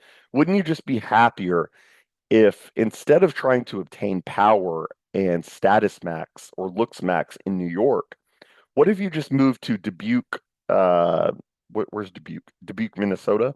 Or no, Duluth, Minnesota, Dubuque, Iowa. What if you just moved to Duluth, Minnesota, and you got a job at the post office, and you got a house you could afford, and you just lived off the grid, and you just didn't care about any of the standards, and you never tried to obtain power? Wouldn't you just be happier?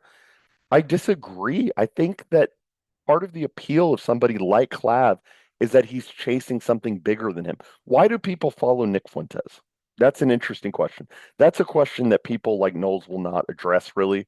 They, again, like I said earlier, they have to boil it down to the economic concerns. They have to say that the reason people are following Nick is because white guys feel bullied. The reason people are following Nick is because housing prices have gotten out of control. That's not true. People like Nick because he's correct and he gives them something aspirational. They like to see somebody who is ascendant. Again, we're using the word ascendant, transcends all of this right left. I'm going to become a Republican. I'm going to become Brylan Hollyhand, and I'm going to wear a suit and tie. I'm going to talk to those boomers. I'm going to tell them that the reason they don't have a house is because they spend too much on avocado toast. People don't want to hear that. And no, I don't think that people would be happier if they basically what you're telling them to do is go die, more or less, Michael. You're saying, wouldn't you just be happier if you just had no standards, you married an ugly woman, you lived in an ugly house in the middle of nowhere, and you got a job at the grain mill factory, and you worked until your hands bled and nobody knew your name? If that's true, Michael, then why didn't you do that? If that is true, why didn't you do that, Michael? That's what you always need to ask these people. You should always ask these people that question. If the advice that they are giving you is accurate, why didn't you do it? The same could be said of Charlie Kirk. The same could be said of Candace Owens. When they say, get married young, have more kids than you can afford, did you do that? Michael, did you go live with some mid in the middle of nowhere and work at the grain mill factory? And I know I'm reading into what Michael's saying, but that's what he's saying. He's saying, well, wouldn't you just be happier if you didn't looks max and you just like lived in the middle of nowhere and got a mediocre house? You didn't do that. You chased success.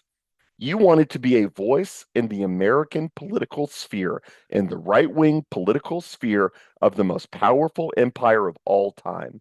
Forgive the white men for wanting to do something like that. And in my case, forgive the half black guy for wanting to do something like that and try to have a voice and try to affect change. I'm so sorry. Maybe we should all, I guess if we don't work for Daily Wire, we all need to move to bumfuck Egypt, Nebraska, or North Dakota, or something like that. I guess you would like that because then we wouldn't be in your ear telling you that you're wrong. Guys do not need to do that. Guys, I would much rather, aside from the Catholicism, that is one thing I will grant Michael. I do like his unapologetic Catholicism. I do like that part. Aside from that, I would much rather young guys do the clavicular route than do what Michael is suggesting here, where he says, well, what if you just moved to the middle? That's what Ben Shapiro says. That's what your boss says. That's what your boss says. Is the Jewish thinking bleeding into Michael a little bit? You're telling these young guys to move to the middle of nowhere and marry a mid and work at the post office or the Panda Express like Christopher Rufo told us to do. You sound no different from Vivek. Well, if you're complaining so much, why don't you go get $100,000 job working at the gas station? Yeah, dude, go vote for Vivek then, Michael. Like, I don't know what to tell you, man. Young men do not want to do that, and that is an insult to young men to suggest that. A really nice idea, and like in theory, potentially, but that's just not what we're seeing in today. I've seen it. Well, I'm not going to call anybody out, but I've seen it. yeah, I mean, maybe you've seen it once or twice. I'm sure most people watching have, but that's just not what we're seeing on average across the country, right? I'm saying that, yes, I agree with that. On average across the country, I bet that's true. However, not the whole country isn't made equal. And so, for instance, if I go to an average bar in Brooklyn, I'm going to get a different sliver of society than if I go to a traditional Latin mass in Wisconsin. Right. And I guess my point is, it's kind of even silly to create an average of those things because they're such radically different types of communities. And everything that I see is that the people who are, especially who are religiously active, but who are civically engaged, who are charitable, who are not thinking about themselves all the time, or thinking about others and their countrymen, those people tend to be happier. I think they're flourishing on way more levels of success at a higher level than the people who live in this very modern, secular, largely online kind of world. And so I would just say, if you really wanted to max out your potential, isn't there an argument to say, actually put down the testosterone, put down the camera, put down the internet, go move to some weirdo parish in the middle of nowhere and find some nice, I've seen like not good looking guys marry like definitely hotter girls and have like a nice family and have a kind of life that isn't even considered on the table in our modern culture. I'm sure that we probably agree on most of listen. this stuff, like what's ideal, like, Listen to what he just said there. He basically just said, I basically set up a straw man. Not even going to lie. It's a tactic. It's a debate tactic for a reason. I set up an entire straw man of what Michael is saying. Before Michael said what he just said, he could have said, well, I never said that. He ends up saying exactly what I said. Michael's just said, let's re-listen to what he just said. Weirdo parish, put down the camera, put down the internet, kind of world. And so I would just say, if you really wanted to max out your potential, isn't there an argument to say, actually put down the testosterone, put down the camera, put down the internet, go move to some weirdo parish in the middle of nowhere and find some nice, I've seen like not good looking guys marry like definitely hotter girls and have like a nice family and have a kind of life that isn't even considered on the table in our modern culture. I'm sure that we probably agree on most. How is that any different than what Ben Shapiro said with Tucker Carlson in his interview in 2017 when he said, the adventure of America is moving to the middle of nowhere and working on an oil rig. And to which Tucker, one of the bright moments of his career, one of the bright spots of his career, Tucker said, yeah, move to the middle of nowhere and move from where my grandparents are buried so I can work on an oil rig. Great suggestion. Thanks, Ben. That's how I feel about Michael. Michael just said that. He said, why don't you just move to the middle of nowhere and just go to a TLM parish and you'll be happier? Yeah, well, you know what happens when you do that? The irony is that you can't have it both ways, Michael. You don't get to say everybody should be involved. He didn't say this, but he will say this, that you need to be involved in politics because politics is definitely not jester. Politics is the way you impact change. Politics is the way we change things and blah, blah, blah. And you're a doomer for believing that things won't change. You're a doomer for being an accelerationist. But then you don't also get to say, but you should also move to the middle of nowhere where nobody will know your name. You should he even beat me to the punch. He said, you should put down the internet, put down the camera, and just live, and you'll be happier. You know what? I think I'll take the former. I think I'll take living in an urban center in Texas, where I live, New York, California, Florida, and I'm not going to move to the middle of nowhere and basically just die quietly while the country gets raped. Now, this will come in contrast with what Clav says in a little bit. But here's the thing, is that I do largely agree with accelerationism. Not even in principle, but just pragmatically, like I do think things are going to have to get much worse before they get better, just factually. I don't see some magic solution coming down the pike. I don't see the magic president coming down the chimney and giving us all of our Christmas gifts. Ooh, ooh, into immigration. Ooh, ooh, white majority. Ooh, I don't see that happening personally. I could be wrong. I'm willing to be wrong, but I don't see that happening personally. I think it is a far better solution for us to try to impact change as best we can. Um, but I do see Clav's point that accelerationism is probably what's going to happen. I think, well, not probably what's going to happen. Probably what's going to, I'm not going to say what will probably happen, but in order for change to occur, it will probably happen via the accelerationism route, if I have to be honest. That's just me. You can disagree anyway. This stuff, like what's ideal, like, being super in touch with your faith. But at the end of the day, all the stuff that you're talking about is just idealism. It's not realistic. I'm telling you, I've seen people do it. Yeah, I regularly see people do it because I travel a lot. I wouldn't suggest that that's. I don't see really people the doing it in norm. Brooklyn. I don't see. I grant you in a lot of the country you don't see it, but there are places where it happens, and there are Okay. communities where it happens. So don't we have to consider that? But from a sociological lens, we're looking at an entire society in the direction we're moving. So, if that's still the case now, which, you've probably seen more than me, you've got a few more years on me. But that's certainly the direction society's headed is towards what I'm talking about. I think you would agree with me there. I would. I And I don't totally think that's a good thing. in that case, I would say, why would you swim with the stream? Wouldn't you maybe swim against the stream or go jump into a different stream? No, because that's not a realistic outcome, right? Is it not? To what, take away all the liberties that we've granted women to sort of, cause a lot of detriment to society? To oppose, to use this example, like to oppose feminism. And this is the most telling part of one of the most telling parts of the interview. We're going to get into the political here shortly, but watch how this plays out. In that case, I would say, why would you swim with the stream? Wouldn't you maybe swim against the stream or go jump into a different stream? No, because that's not a realistic outcome, right? Is it not? To what, take away all the liberties that we've granted women to sort of, cause a lot of detriment to society? To oppose, to use this example, like to oppose feminism. I'm not saying we're going to take away the right to vote. I'm saying, why? Well, listen, we got to repeal a few more amendments before we get to the 19th. But look, interesting conversation for another time. Let's say, forgetting about that. I am going to take this off of 1.75 speed so you can hear everything that was just said there. This is what I was saying earlier. This proves that Michael Knowles is not serious. When people say, really listen to what I'm saying here.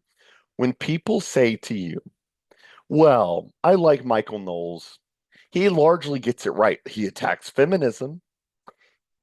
When your critique of people who work for the Daily Wire is something like mine is, yeah, they say the right things, but they don't actually believe what they're saying. When they come into contact with somebody truly right-wing, you can hear the disconnect. This is why they won't talk to Nick Fuentes, by the way. Listen to this. Is it not? To what, take away all the liberties that we've granted women to sort of, cause a lot of detriment to society? To oppose, to use this example, like to oppose feminism. I'm not saying we're going to take away the right to vote. But I'm saying, why? Well, listen, we got to repeal a few more amendments before we get to the 19th. But look, interesting conversation for another time. Mm-hmm. Let's say, forgetting about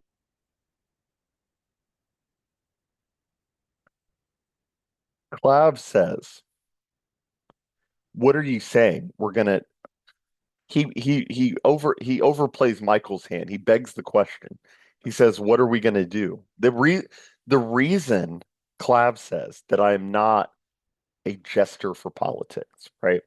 The reason that I am not overly invested in politics is because nothing can really change, nor is there even really the desire for change to happen.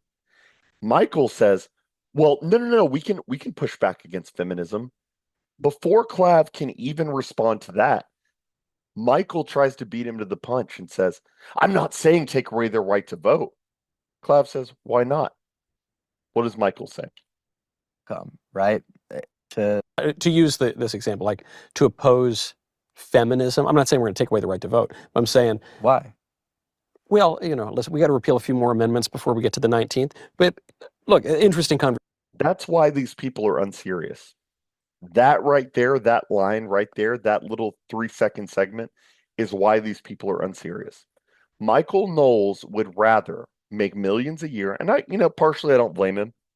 He would rather make millions of dollars a year in his fake studio with his fake workout bench and the fake cutouts of glasses, they're not even real bottles, in his fake Batman cave with fake cowhide on the floor, and talk about feminism, and the problem is, and you know what? I'm going to be honest with you. I really don't like these dating apps, which are all an outgrowth of feminism.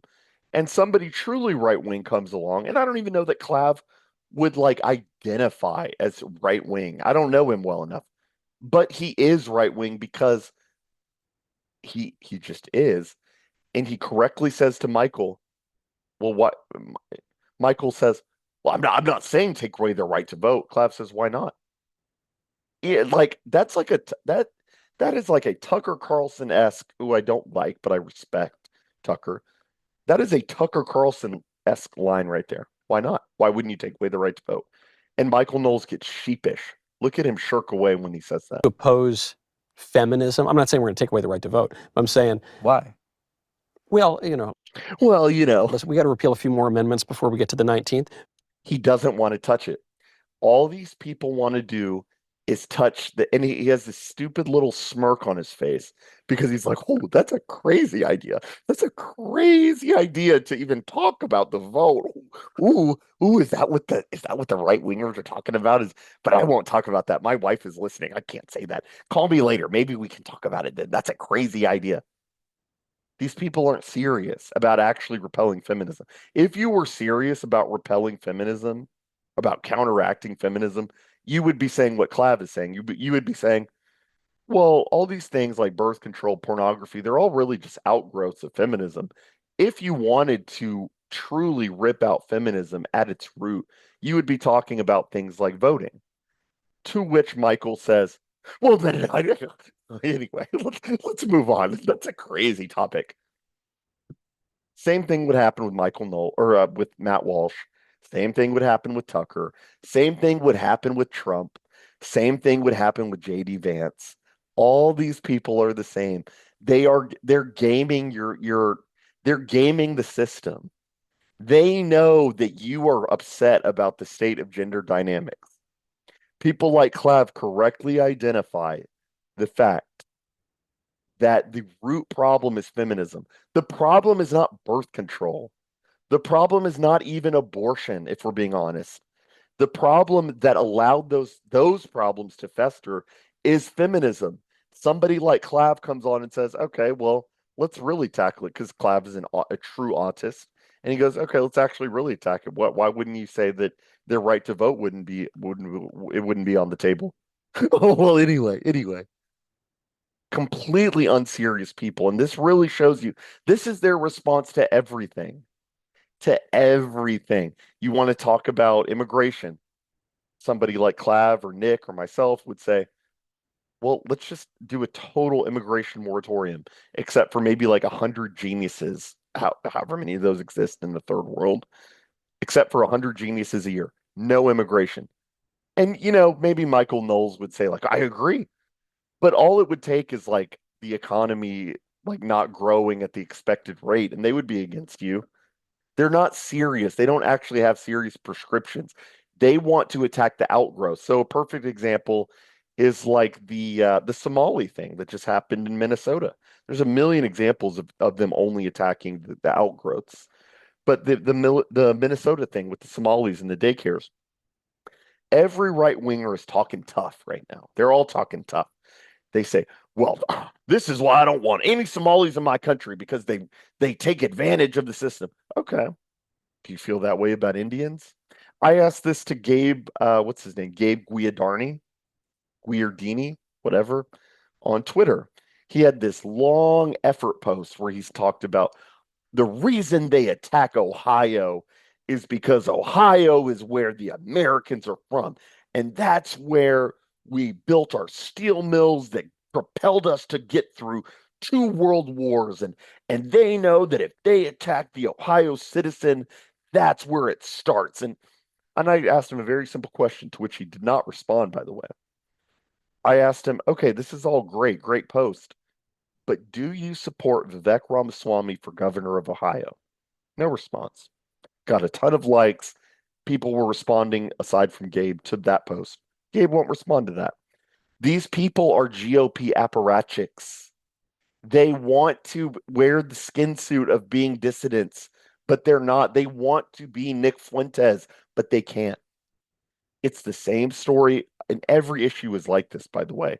There is the ancillary, there's the peripheral that they can attack, and then there's the root problem that they're not allowed to attack. Foreign aid is another perfect example. They want, I want to end the foreign aid. Well, do you oppose Jewish influence? Well, I wouldn't go that far. Do they even have influence? I, I don't know. Do Jews even? Okay, so you're not serious. You're not a serious person, Michael. Ridiculous, absolutely ridiculous obfuscation from Michael. And he says, "Well, we have a couple more amendments to tackle before we get to that one." Okay, anyway, no answer. Total Chad Clav, total virgin retard, not intelligent.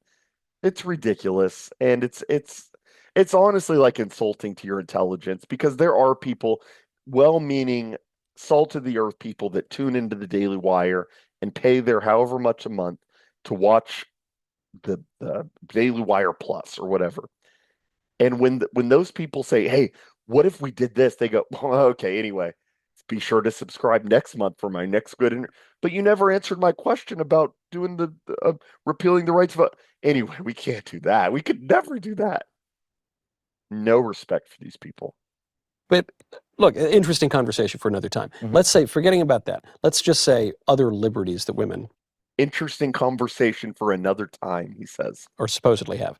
The liberty to promiscuity because of hormonal birth control. Right. I would discourage that. I think it's good. And see, there we go. Here we go. Here. So like I just said 10 seconds ago, I said all they want to do is attack the outgrowth problems. They want to say that the problem isn't feminism. The problem is like birth control. It's like, dude, that is a main, and I'm not saying that like the goal is to be edgy. What I'm talking about is attacking root problems. So people like Knowles want to talk about, well, I don't know about repealing the right to vote, but I hate birth control. That's not what we're talking about. The ability to access birth control for women stems from feminism. Feminism stems from giving them the right to vote, which started in the 20s. Do you have any objection to that? If you don't, you're a clown. To promiscuity because of hormonal birth control. Right. I would discourage that. I think it's good to discourage that. Yeah. You probably can't pass a law because of a couple of Supreme Court cases, but I would strongly discourage that. The liberty to go just like randomly date a bunch of dudes in some city, I would strongly discourage that. The liberty to put off getting married and having kids so that you can go do spreadsheets at the widget factory, I would strongly discourage. That's also what I was talking about earlier. The ability to put off marriage so you can do spreadsheets at the widget factory. These are phrases. This is verbiage. This is cadence that people on 4chan were using 10 years ago. 10 years ago, this guy was like a liberal doing gay porn, basically. But now I'm supposed to take him seriously because he has on a nice suit and a nice button down and has coiffed hair and is in an expensive studio. I'm sorry. I take the people that were online 10 years ago more seriously than you. Doing Excel spreadsheets at the widget factory, that is stolen from some Anon who he saw type this years ago. That's not really his beliefs. These are not his beliefs. He doesn't even think enough of the beliefs to attack them at their root. Think about all the things that he named there. Women, so he'll attack women working. What do you want to do about that? Do you want to? He just said attack their right to do spreadsheets at the widget factory. Do you want to take away women's right to vote? To work, to vote? You won't even take away their right to vote. I don't think you're going to take away their right to work. Birth control. So you're telling me that you would attack that you're for attacking their right to birth control. And the left will push back on that and say that it's medicine. You're hurting women's ability to get medicine. I'm sure he would fold on that very quickly. You're not for that. Or you are for that, but you won't attack their right to vote. Their right to vote. You're not serious, man. You're doing what is popular at the time, and you're doing what will piss off the least amount of women possible because you are a simp. You are a simp. You won't even piss off women. And that, again, that's not to say that that should be your guiding, your North Star, your moral North Star. That's to say that for all this bluster, that's what it is, bluster. About, I'm you know what, the feminism and the, and Clav says, well, why wouldn't you attack the right to vote? He goes, "Oh, that's another convo for another day." I can't get over that line. That's insane. So to answer your question, I guess the answer is yes, I would discourage allowable passes for modern liberty. Oh, no, absolutely. Like, I don't think that the modern world is one that I like to live in at all. But I'm simply stating that you might as well adapt to the times instead of just like, doing all these copes like political activism when this is just the way that the world is going to go and the way that's going to continue to go. People have been trying to, turn the times since the sexual revolution started to happen in the 70s. And look where that's got us, right? And see, Clav is at least that's what I was saying earlier is that Clav is so much more correct than he even knows. Michael is attacking the modern, and you see this a lot with like these GOP apparatchiks, because that's all Knowles is he's trying to get you back on the GOP train and give mild critiques of the GOP and the Republicans. Somebody like Clav comes along who's not politically aligned, and Clav goes, "Yeah, but I mean, the sexual revolution happened, and you guys let that happen, and you won't even say that you oppose the right to vote. So you're not really even against feminism. You're more." Clav didn't say all this, but like he's really onto something, and I have a lot of respect for that because he intuitively gets it. He gets it. And I like give him a show over Matt Walsh. Give him a show. Not I don't want him working for the Daily Wire. I'm just saying give him the social media presence that Matt Walsh has. It's probably coming soon. Clav is onto something, and he has the right instincts. That's why him and Nick got along. I'm seeing it now. That's why they got along, because they have the right instincts. I really have a lot of respect for Clav. I need to wrap this up soon. I may fast forward. It's been going on a lot longer than I thought it would, but um, uh, so much respect to Clav for this debate. This guy is a lot smarter, than I gave him credit for. I think he's even smarter than he knows he is. Good stuff, Clav. So if But hold on. Everything you've been saying is all this like very manly, take control of your destiny, even so much so that on you're an altering individual your level, Yeah, so why can't we do it on a political level? That sounds kind of, excuse the phrase, gay to me. To say like, there's nothing we can do, like the elites just control us, we can't do anything. That's a little bit silly to compare like starting a massive political movement rather than like individual action. That's a horrible comparison. Why is that? Politics is just a bunch of individuals working together. Because there's a lot of bad actors that don't want to see that occur. So it's not like you're just fighting against like nothing. You're fighting against people who deliberately want society to. There are a lot of people who don't want individuals to flourish either. Right. So I mean, how do you divorce the two? My view, Michael, I don't have a liberal view of human beings. I don't think that we're just like individuals in isolation. I think we're the political creature. We're social animals. We live together. We work together. We are inclined naturally to live in an ordered society. And so I think doing politics is one of the most basic human impulses. And so therefore, it's crazy to me to hear. I mean, yeah, Knowles is just doing the Aquinas argument. He's LARPing as Aquinas in a good suit. That's all it is. And he is right that it is a natural. I forgot what work this was of Aquinas, but Aquinas did say that it is man's natural inclination to be politically engaged. He is right about that, and that is, to be fair, it's not going to be a total Clav glaze sesh, but Knowles is right that it is man's inclination to be politically involved.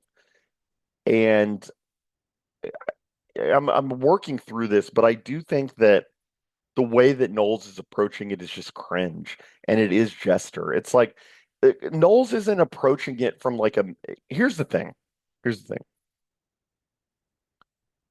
Knowles' prescription for political change is vote GOP, fundamentally. And you'll hear that in a second when we hear about Gavin Newsom and JD Vance. That is fundamentally that is his antidote to political disorder is vote right, become Republican, vote Trump, vote Vance. You'll hear that shortly. What I'm saying is that there is a political avenue that's the only way that's going to get us out of this. And it's going to be through like meta politics. It's going to be through a culture change. Because when you look at a lot of the problems, especially when you're talking about Instagram, TikTok, female gender dynamics, all that stuff, really what you're talking about is modernity. You're talking about a problem of modernity. And that is not going to be solved by voting GOP. The GOP is not talking about repealing the 19th, not letting women on TikTok and not letting women on Instagram, whatever. It's going to be solved through a cultural change. And I do think the only thing that gives me hope, shocker, is Nick Fuentes.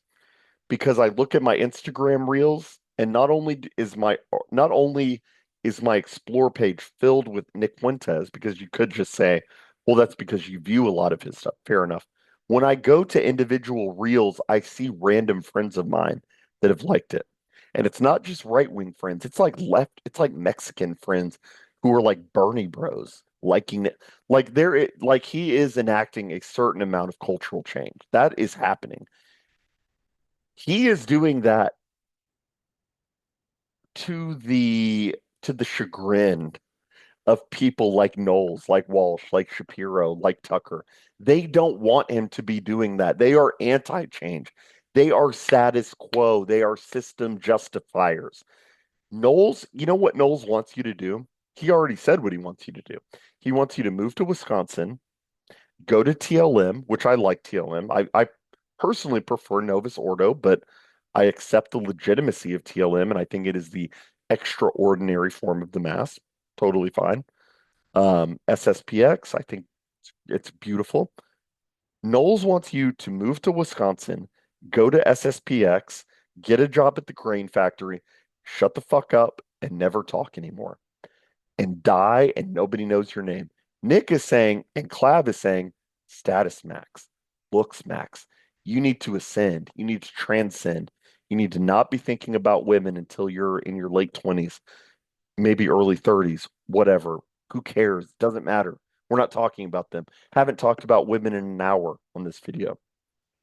That's what they're saying. Knowles wants you to go on dates, move away, meet a nice girl, go to church, and be quiet and never hear from you again. Look, if politics are as important as you're saying, Knowles, then young men need to have a stake in society. And what you told them to do is actually not great advice. That's what I would say.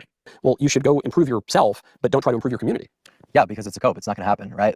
Does it not? I mean, look at the conservative movement over the years. It's gone to absolute, so. And this is where I agree with Clav.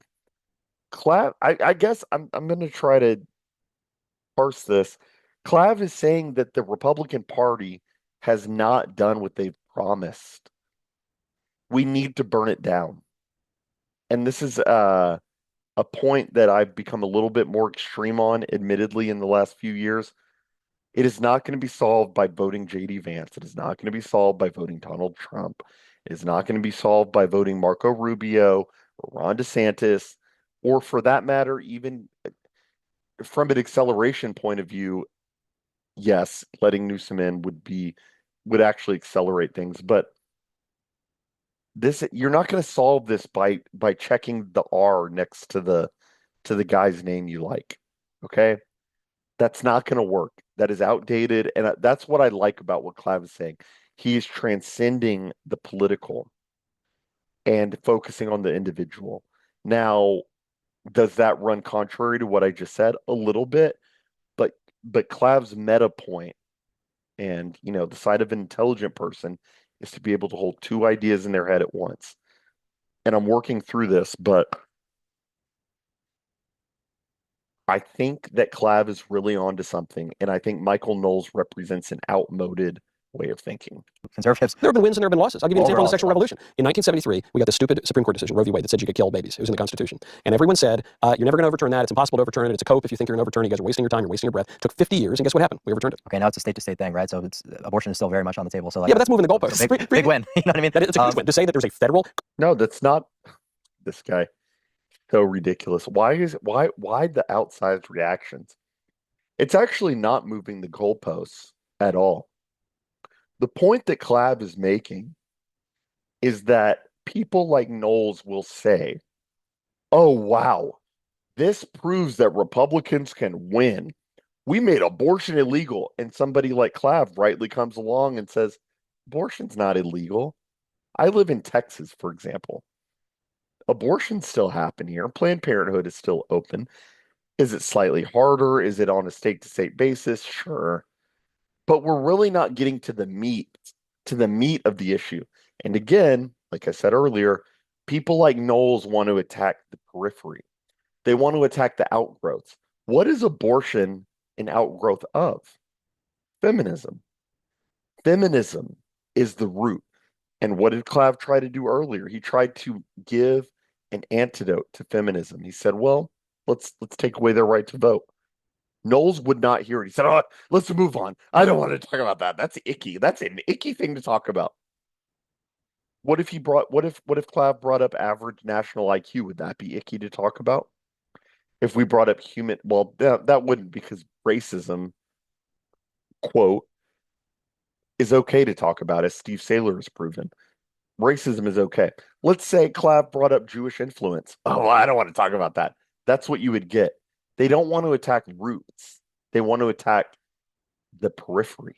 Constitutional right to kill babies, and then everyone says you're never going to overturn that. You guys are idealistic and ridiculous. And then we do it. We actually do overturn it. And everyone says, well, never mind, that wasn't that important anyway. No, now you got to fight another battle. I agree with that. But I don't know. I noticed the libs don't seem to think that political activism is useless. They seem to think it's very useful, and they've achieved a lot because of it. Well, I'm personally an accelerationist, so I'd like to see where things are going to go, because I can only assume that the dating market is going to get worse and worse, and that's going to probably cause people to harbor some sort of resentment, and it's going to have a lot of like intergender issues. Again, I hope this doesn't happen, but that's just kind of what I speculate will occur. Well, hold on, because when you say you're an accelerationist, I find that very interesting. Accelerationism meaning, look, we got all these social problems and they're getting even worse, and so you know what? Let's just. Clav is objectively correct about accelerationism. I know people don't like that term because that implies violence. I'm anti-violence, by the way. I am anti-political violence. I'm anti-personal violence, all that. You can watch my channel. I'm against all that. What I'm saying is that the situation may become so untenable that things start to happen. That's all I'm saying. What's a good example of a good example of accelerationism that would have happened had Trump lost in 2024 would have been if Kamala won. That would have been a good example of nonviolent accelerationism. And I'll let them talk, because we'll get into that in a second. Immunitize the eschaton. Let's bring it up to the end. Let it all fall apart, and then we can finally rebuild something good. Yeah. But so you say I'm an accelerationist on the one hand, but you say I don't want that to happen on the other. Or that's a contradiction. Yeah, I mean, I'm talking about the resentment. I'm not talking about. But that's part of the acceleration is like we all go to war with each other and everything. Well, just because I want that to happen doesn't mean I really have a lot of hope that the two genders like have a lot of conflict. But I hope that we can accelerate to the point where we could start to rebuild the society and the dating market, because it's only going to slip further and further. I think the conservative movement, to a large degree, is a complete joke. And I would say for a long time, I agree with that. I'd say that now it's probably stronger than it was a few years ago, but largely a joke. You should have seen it before Trump. Yeah, you should have seen it before Trump. Yeah, so if the stuff that I'm talking about really doesn't. That's the other thing. Again, it's always bringing it back to Trump, because their whole careers are based on Trump. So Knowles says there, Clav is talking about something very meta. Listen to this. A lot of conflict, but I hope that we can accelerate to the point where we could, start to rebuild the society and the dating market, because it's only going to slip further and further. I think the conservative movement, to a large degree, is a complete joke. And I would say for a long time, I agree with that. I'd say that now it's probably stronger than it was a few years ago, but largely a joke. You should have seen it before Trump. Yeah, you should have seen it. The only way that he can conceptualize politics is via Trump. And I think that's Jester. I think that is, I mean, how is that any different? And, like, the thing about Knowles is that he gets to dunk on Clav because Clav is young. And he does this multiple times. He said, well, you don't understand because you weren't around. And I do that sometimes to younger people who disagree with me. I see the usefulness in that line of argumentation. But the only way he can think about politics is pre and post Trump. There is some utility in that. But the problem emerges when you realize that Trump wasn't even enough. And Clav will get into that. And that's what I'm saying. Clav is smarter than he even knows he is on politics. Give this guy just give Clav maybe watching 2 hours of Nick a week, right? Maybe 4 hours of Nick a week on his monologue, not his super chats. Super chats are stupid. Let him watch his monologue twice a week. Clav will become leaps and bounds smarter, politically at least, than Knowles. Because Knowles isn't even smart now, and he's having trouble debating somebody like Clav. And all Knowles can say about politics is, well, it was worse before Trump. You're a boomer. You're a spiritual boomer, dude. What has Trump done? And you can talk about, Roe v. Wade. Like Clav said, it's a state-by-state issue. Nothing fundamentally has changed. Do people desire abortions less? No. Is there a culture of marriage? No. Is there a culture of courtship instead of random sex partners? No, not at all. There has not been a culture shift. You guys can change the periphery. You guys can change the ancillary. That's fine. but you're not actually attacking the root. And again, I'll go back to this point. When people like Clav say, well, okay, let me attack the root. Why don't you want to repeal their right to vote? They shrug it away and they laugh it off sheepishly and they go, oh, anyway, oh, that's a crazy idea. I'm going to keep doing that thing. Oh, that's a crazy idea. You're a joke. You're a joke. And Clav is serious. Nick Fuentes is serious. Those are the people that I take seriously, not people like this Brooks Brothers cutout with a fake cutout of a Jim and a nice suit because he has coiffed hair. Give me Clav all day. It's like Newsom versus Vance. I'm supposed to like you because you're the red Republican and Clav is the evil Democrat.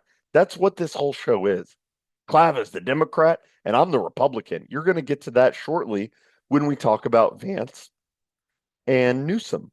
That's exactly what happens there. For Trump. So if the stuff that I'm talking about really doesn't have, I would say it's probably more of a right wing thing in theory, but there's really no political party attached to it. And if it is the right that's supposed to be protecting us from slipping into this degeneracy that we're talking about, we're in the degeneracy. There's no Right. protecting us from slipping. We've been in the degeneracy for a long going time. further, and if that's the right job, I don't really have a lot of hope. That's why I'm someone who's saying, yeah, individualism is good. Adapt to the society that we live in because that's the highest chance of success. Adapt to this. But hold on, you're saying the society is getting more degenerate. Mhm. Adapt to the society, Mhm. but also don't be degenerate. Yeah, Michael, I noticed this part, and I do kind of understand Michael's argument here. What I would say, and I'm not trying to put words in Clav's mouth, but what I think the right argument is we live in the world. You do not need to be of the world. Live in the world, not of the world. I live in the world. When I go outside, I see diversity. I see the horrible things that Knowles is talking about, that Clav is talking about. I live in the world. I'm not of the world. I do not participate in booty shaking and thick asses and man, that girl thick, man. Man, I'm gonna do a TikTok dance. No, I'm in the world. I see what's going on, but I'm not of the world. That's what Clav is saying. We are in the world. There is no way to extract yourself from the world unless you do what Michael Knowles says and move to Wisconsin and get a job at the grill man or the grain mill, the grain mill, or at the post office or at TSA in upstate New York and buy a 2-bedroom, 1-bath house and nobody ever hears from you again. That's what these people would like, consciously or unconsciously. I don't really get bad vibes from Knowles. I don't think that he like how would I say it? I don't get um Tommy Lahren vibes or Megan Kelly vibes from Michael Knowles. I do think that he wants to help young men. I will give him that. I just think he's dead wrong. I think Clav is helping young men more than Michael Knowles. And the reason why is because Clav is pushing young men towards kind of a meta right wing, not a zoomed in right wing. So you zoomed in, you have the GOP, JD Vance, the GOP elephant, Trump, and Rubio. Ooh, what's going to happen there? When you zoom out, it's more about being culturally right wing. About, hey man, feminism sucks, dude. You need to be looking at those people. You need to be looking at those zoomed in people like ants. Michael Knowles is an ant, and he kind of looks like an ant. They are ants. You need to be thinking bigger picture. How are we going to change the culture? Clav is changing the culture. You know why? Because he's vaguely right wing. There is no left wing person that follows Clav. That's how you can tell he's changing the culture. Are there any left wing guys who are pro trans who are like, I'm going to do bone smashing? No, no. There is a much stronger cultural movement behind Clav than there is Michael Knowles. I know Michael Knowles would argue against that and say, "What about that movie What is a Woman that Matt Walsh made?" Dude, the average age for that movie was probably 55. The average person who watches Clav is probably 17. And he's right wing and he's talked to Nick Fuentes, which you're afraid to do. You won't even talk to Nicholas J. Fuentes. How can I entrust you to overturn the system and flip over the tables and crack the whip like Jesus did. They all want to be Jesus, right? They all think they're Jesus, turning over the table. It's just like Jesus. But you won't even upend your Jewish boss and talk to Nick Fuentes. If if Michael Knowles could talk to Nick Fuentes, he would, because you know what that would do for his channel? He'd get 5 million views in a week. That's what he would do. If he wanted money, if he really cared about the ideas and even his own success, he would talk to Nick. He won't, because his Jewish boss won't do it. How am I going to trust you with overturning the tables? You can't even talk to somebody you want to talk to. Clown. You see the conflict between those things. Who's saying don't be? You're saying to be degenerate. I'm just saying it's what you're talking about degeneracy and the hypergamy stuff. It's not ideal, but I'm saying that's just how it is. Oh, interesting. Okay, I misunderstood your point. So you're saying, look, the conservative movement. That's just how it is. Like I said, be in the world, not of the world. We live in the world. We live in the world. You don't have to participate in things, but you have to. You do have to I'll retract that a little bit. You do need to play the game that's being played. I would use usury as a good example. This is the example that people like. It's ironic because people like Knowles have Jewish bosses. They have Jewish bosses who think usury is totally fine. They think that the villain from It's a Wonderful Life, like Ben Shapiro said, was actually the good guy because he told people to work or whatever. I've never seen It's a Wonderful Life. I know I need to see it, whatever. The irony is that I would use usury as an example. Nobody is saying that you need to, or rather, usury exists. You can become rich off usury. Until there is a serious right wing that is talking about making usury and interest illegal, which Michael Knowles would never do. He said earlier if he weren't a commentator, he'd be in banking. What does that mean? Usury. He doesn't have a problem with usury. He can't have a problem with usury. His boss is Jewish. Okay? He doesn't even have a problem with that in theory. You could use usury to become rich, right? Yeah, it's a horrible thing, but you do have to play within the bounds of the system. The system made usury legal. Therefore, if you're right wing, you should use usury to make yourself rich and affect change. Michael Knowles would tell you to move to Wisconsin and live in a basement. But because you're going to TLM, that means that everything's fine. Well, what happened to making sure the world is good? What happened to uh imparting your will onto the world? I'm going to make the world obey me. That's what Michael Knowles says later here in a couple minutes. I'm not gonna sit down and shrug my shoulders. I'm gonna impose my will on the world. But then 10 minutes earlier he says, you should move to Wisconsin and just live a quiet life. Which is it, Michael? Has had all these failures, totally agree. And we've fallen into this degenerate society, and that's had all these And he's stealing Tucker's cadence. Listen to this. failures, totally agree. And Totally agree.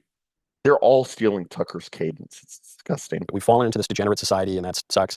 Totally But agree. that's just how it is. And but then your answer is, so if you can't beat them, join them. Basically, Essentially, yeah. it's kind of doomer. Well, is it? I mean, really, it just seems like such a cope to be going to all these political action events as like your average guy. Maybe you have this perspective because you've got your own show and you've got a lot more influence over the way that the country goes than just your average guy. But if you're just like one of the average viewers who's got no voice, who could risk potentially losing their job for saying the wrong thing in politics, I'm saying that they shouldn't really be concerning themselves with trying to change the tide of society. Well, look, people have a voice in as much as they vote. They have more of a voice than ever because of social media and new media. They get banned and fired from their jobs. Yeah, there was a lot of that. And then we stopped a lot of that. I mean, Elon helped stop that when he bought Twitter. Still happens. But happens to some degree. It's gotten a lot better. And I guess my point is, and see, this is another one where Michael cannot think outside of the political. So Clav says, if people espouse their opinions, they get fired from their jobs. And Knowles says, well, no, we got Trump elected, and Elon, he's only thinking in I don't know the term for it. He's thinking in terms of singular fixes. Well, you think that cancellation is a problem, but we elected Trump. You didn't think of it that way. No, obviously, even though Trump is in power, Elon owns Twitter. Obviously, if you perfect example. If you criticize the Jews, you're going to get fired. Like, is there even really any debate about that? Obviously, if you criticize the wrong people, you will be in trouble. Knowles says, no, no, no, no, dude, you don't understand. The Republicans are in office, so therefore everything's fine. It's this, it's this single-minded way of thinking, but it's also dichotomous because he only thinks in terms of like red, blue, Republican, Democrat, GOP, what left, right, whatever. Clav is ascending that. He's transcending that entire thinking. And that is what I like about him. Michael really is representing the old guard here, and Clav is representing, consciously or unconsciously, he's representing something new where he's like, I'm done. I'm totally done with this way of thinking. And, I was thinking about it before. I'm probably going to wrap this up. I was thinking about this before about why this interview spoke to me because I wasn't going to do this video. And I was like, yeah, I might do it, might not. And I watched a couple clips from Dave Riley and a few people um, who shared some viral clips from this interview. And what really spoke to me was the fact that this conversation between Clav and Michael Knowles, it really mimicked a lot of the conversations that I've had, and I'm sure a lot of you have had, with like older relatives, where when you offer any critique of MAGA or Trump, they say, well, at least it ain't the Democrats. At least it ain't the left. And it's like, you're stuck. You're so stuck in this outdated way of thinking that you're not even able to prescribe like realistic antidotes to society now. Imagine looking at society and the housing market and both legal and illegal immigration. We're getting raped by Indians. We're getting raped by Somalians. We're getting raped by Mexicans. We're getting raped by Chinese. And people say, but the Democrats, it's like, dude, the Republicans want the Chinese and the Indians more than the Democrats do. Amy Acton, who's running against Vivek Ramaswamy, is running on an anti H-1B platform. What's the answer to that? Are you going to be pro H-1B now because the Democrat, the demon KKK rat? Did you know in their own name they have rat? I mean, they're rats, demon rat. Are you going to say that they are somehow less American for being anti H-1B? But they can't bring themselves to think that way, and that's the kind of thinking that Knowles is stuck in.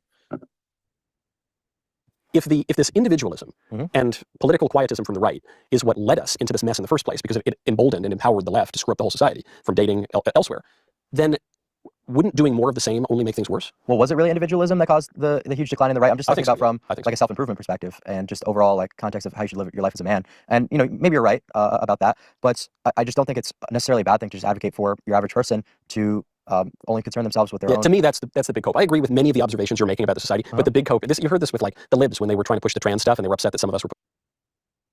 I think I'm probably going to stop here. We'll do a part 1 and a part 2.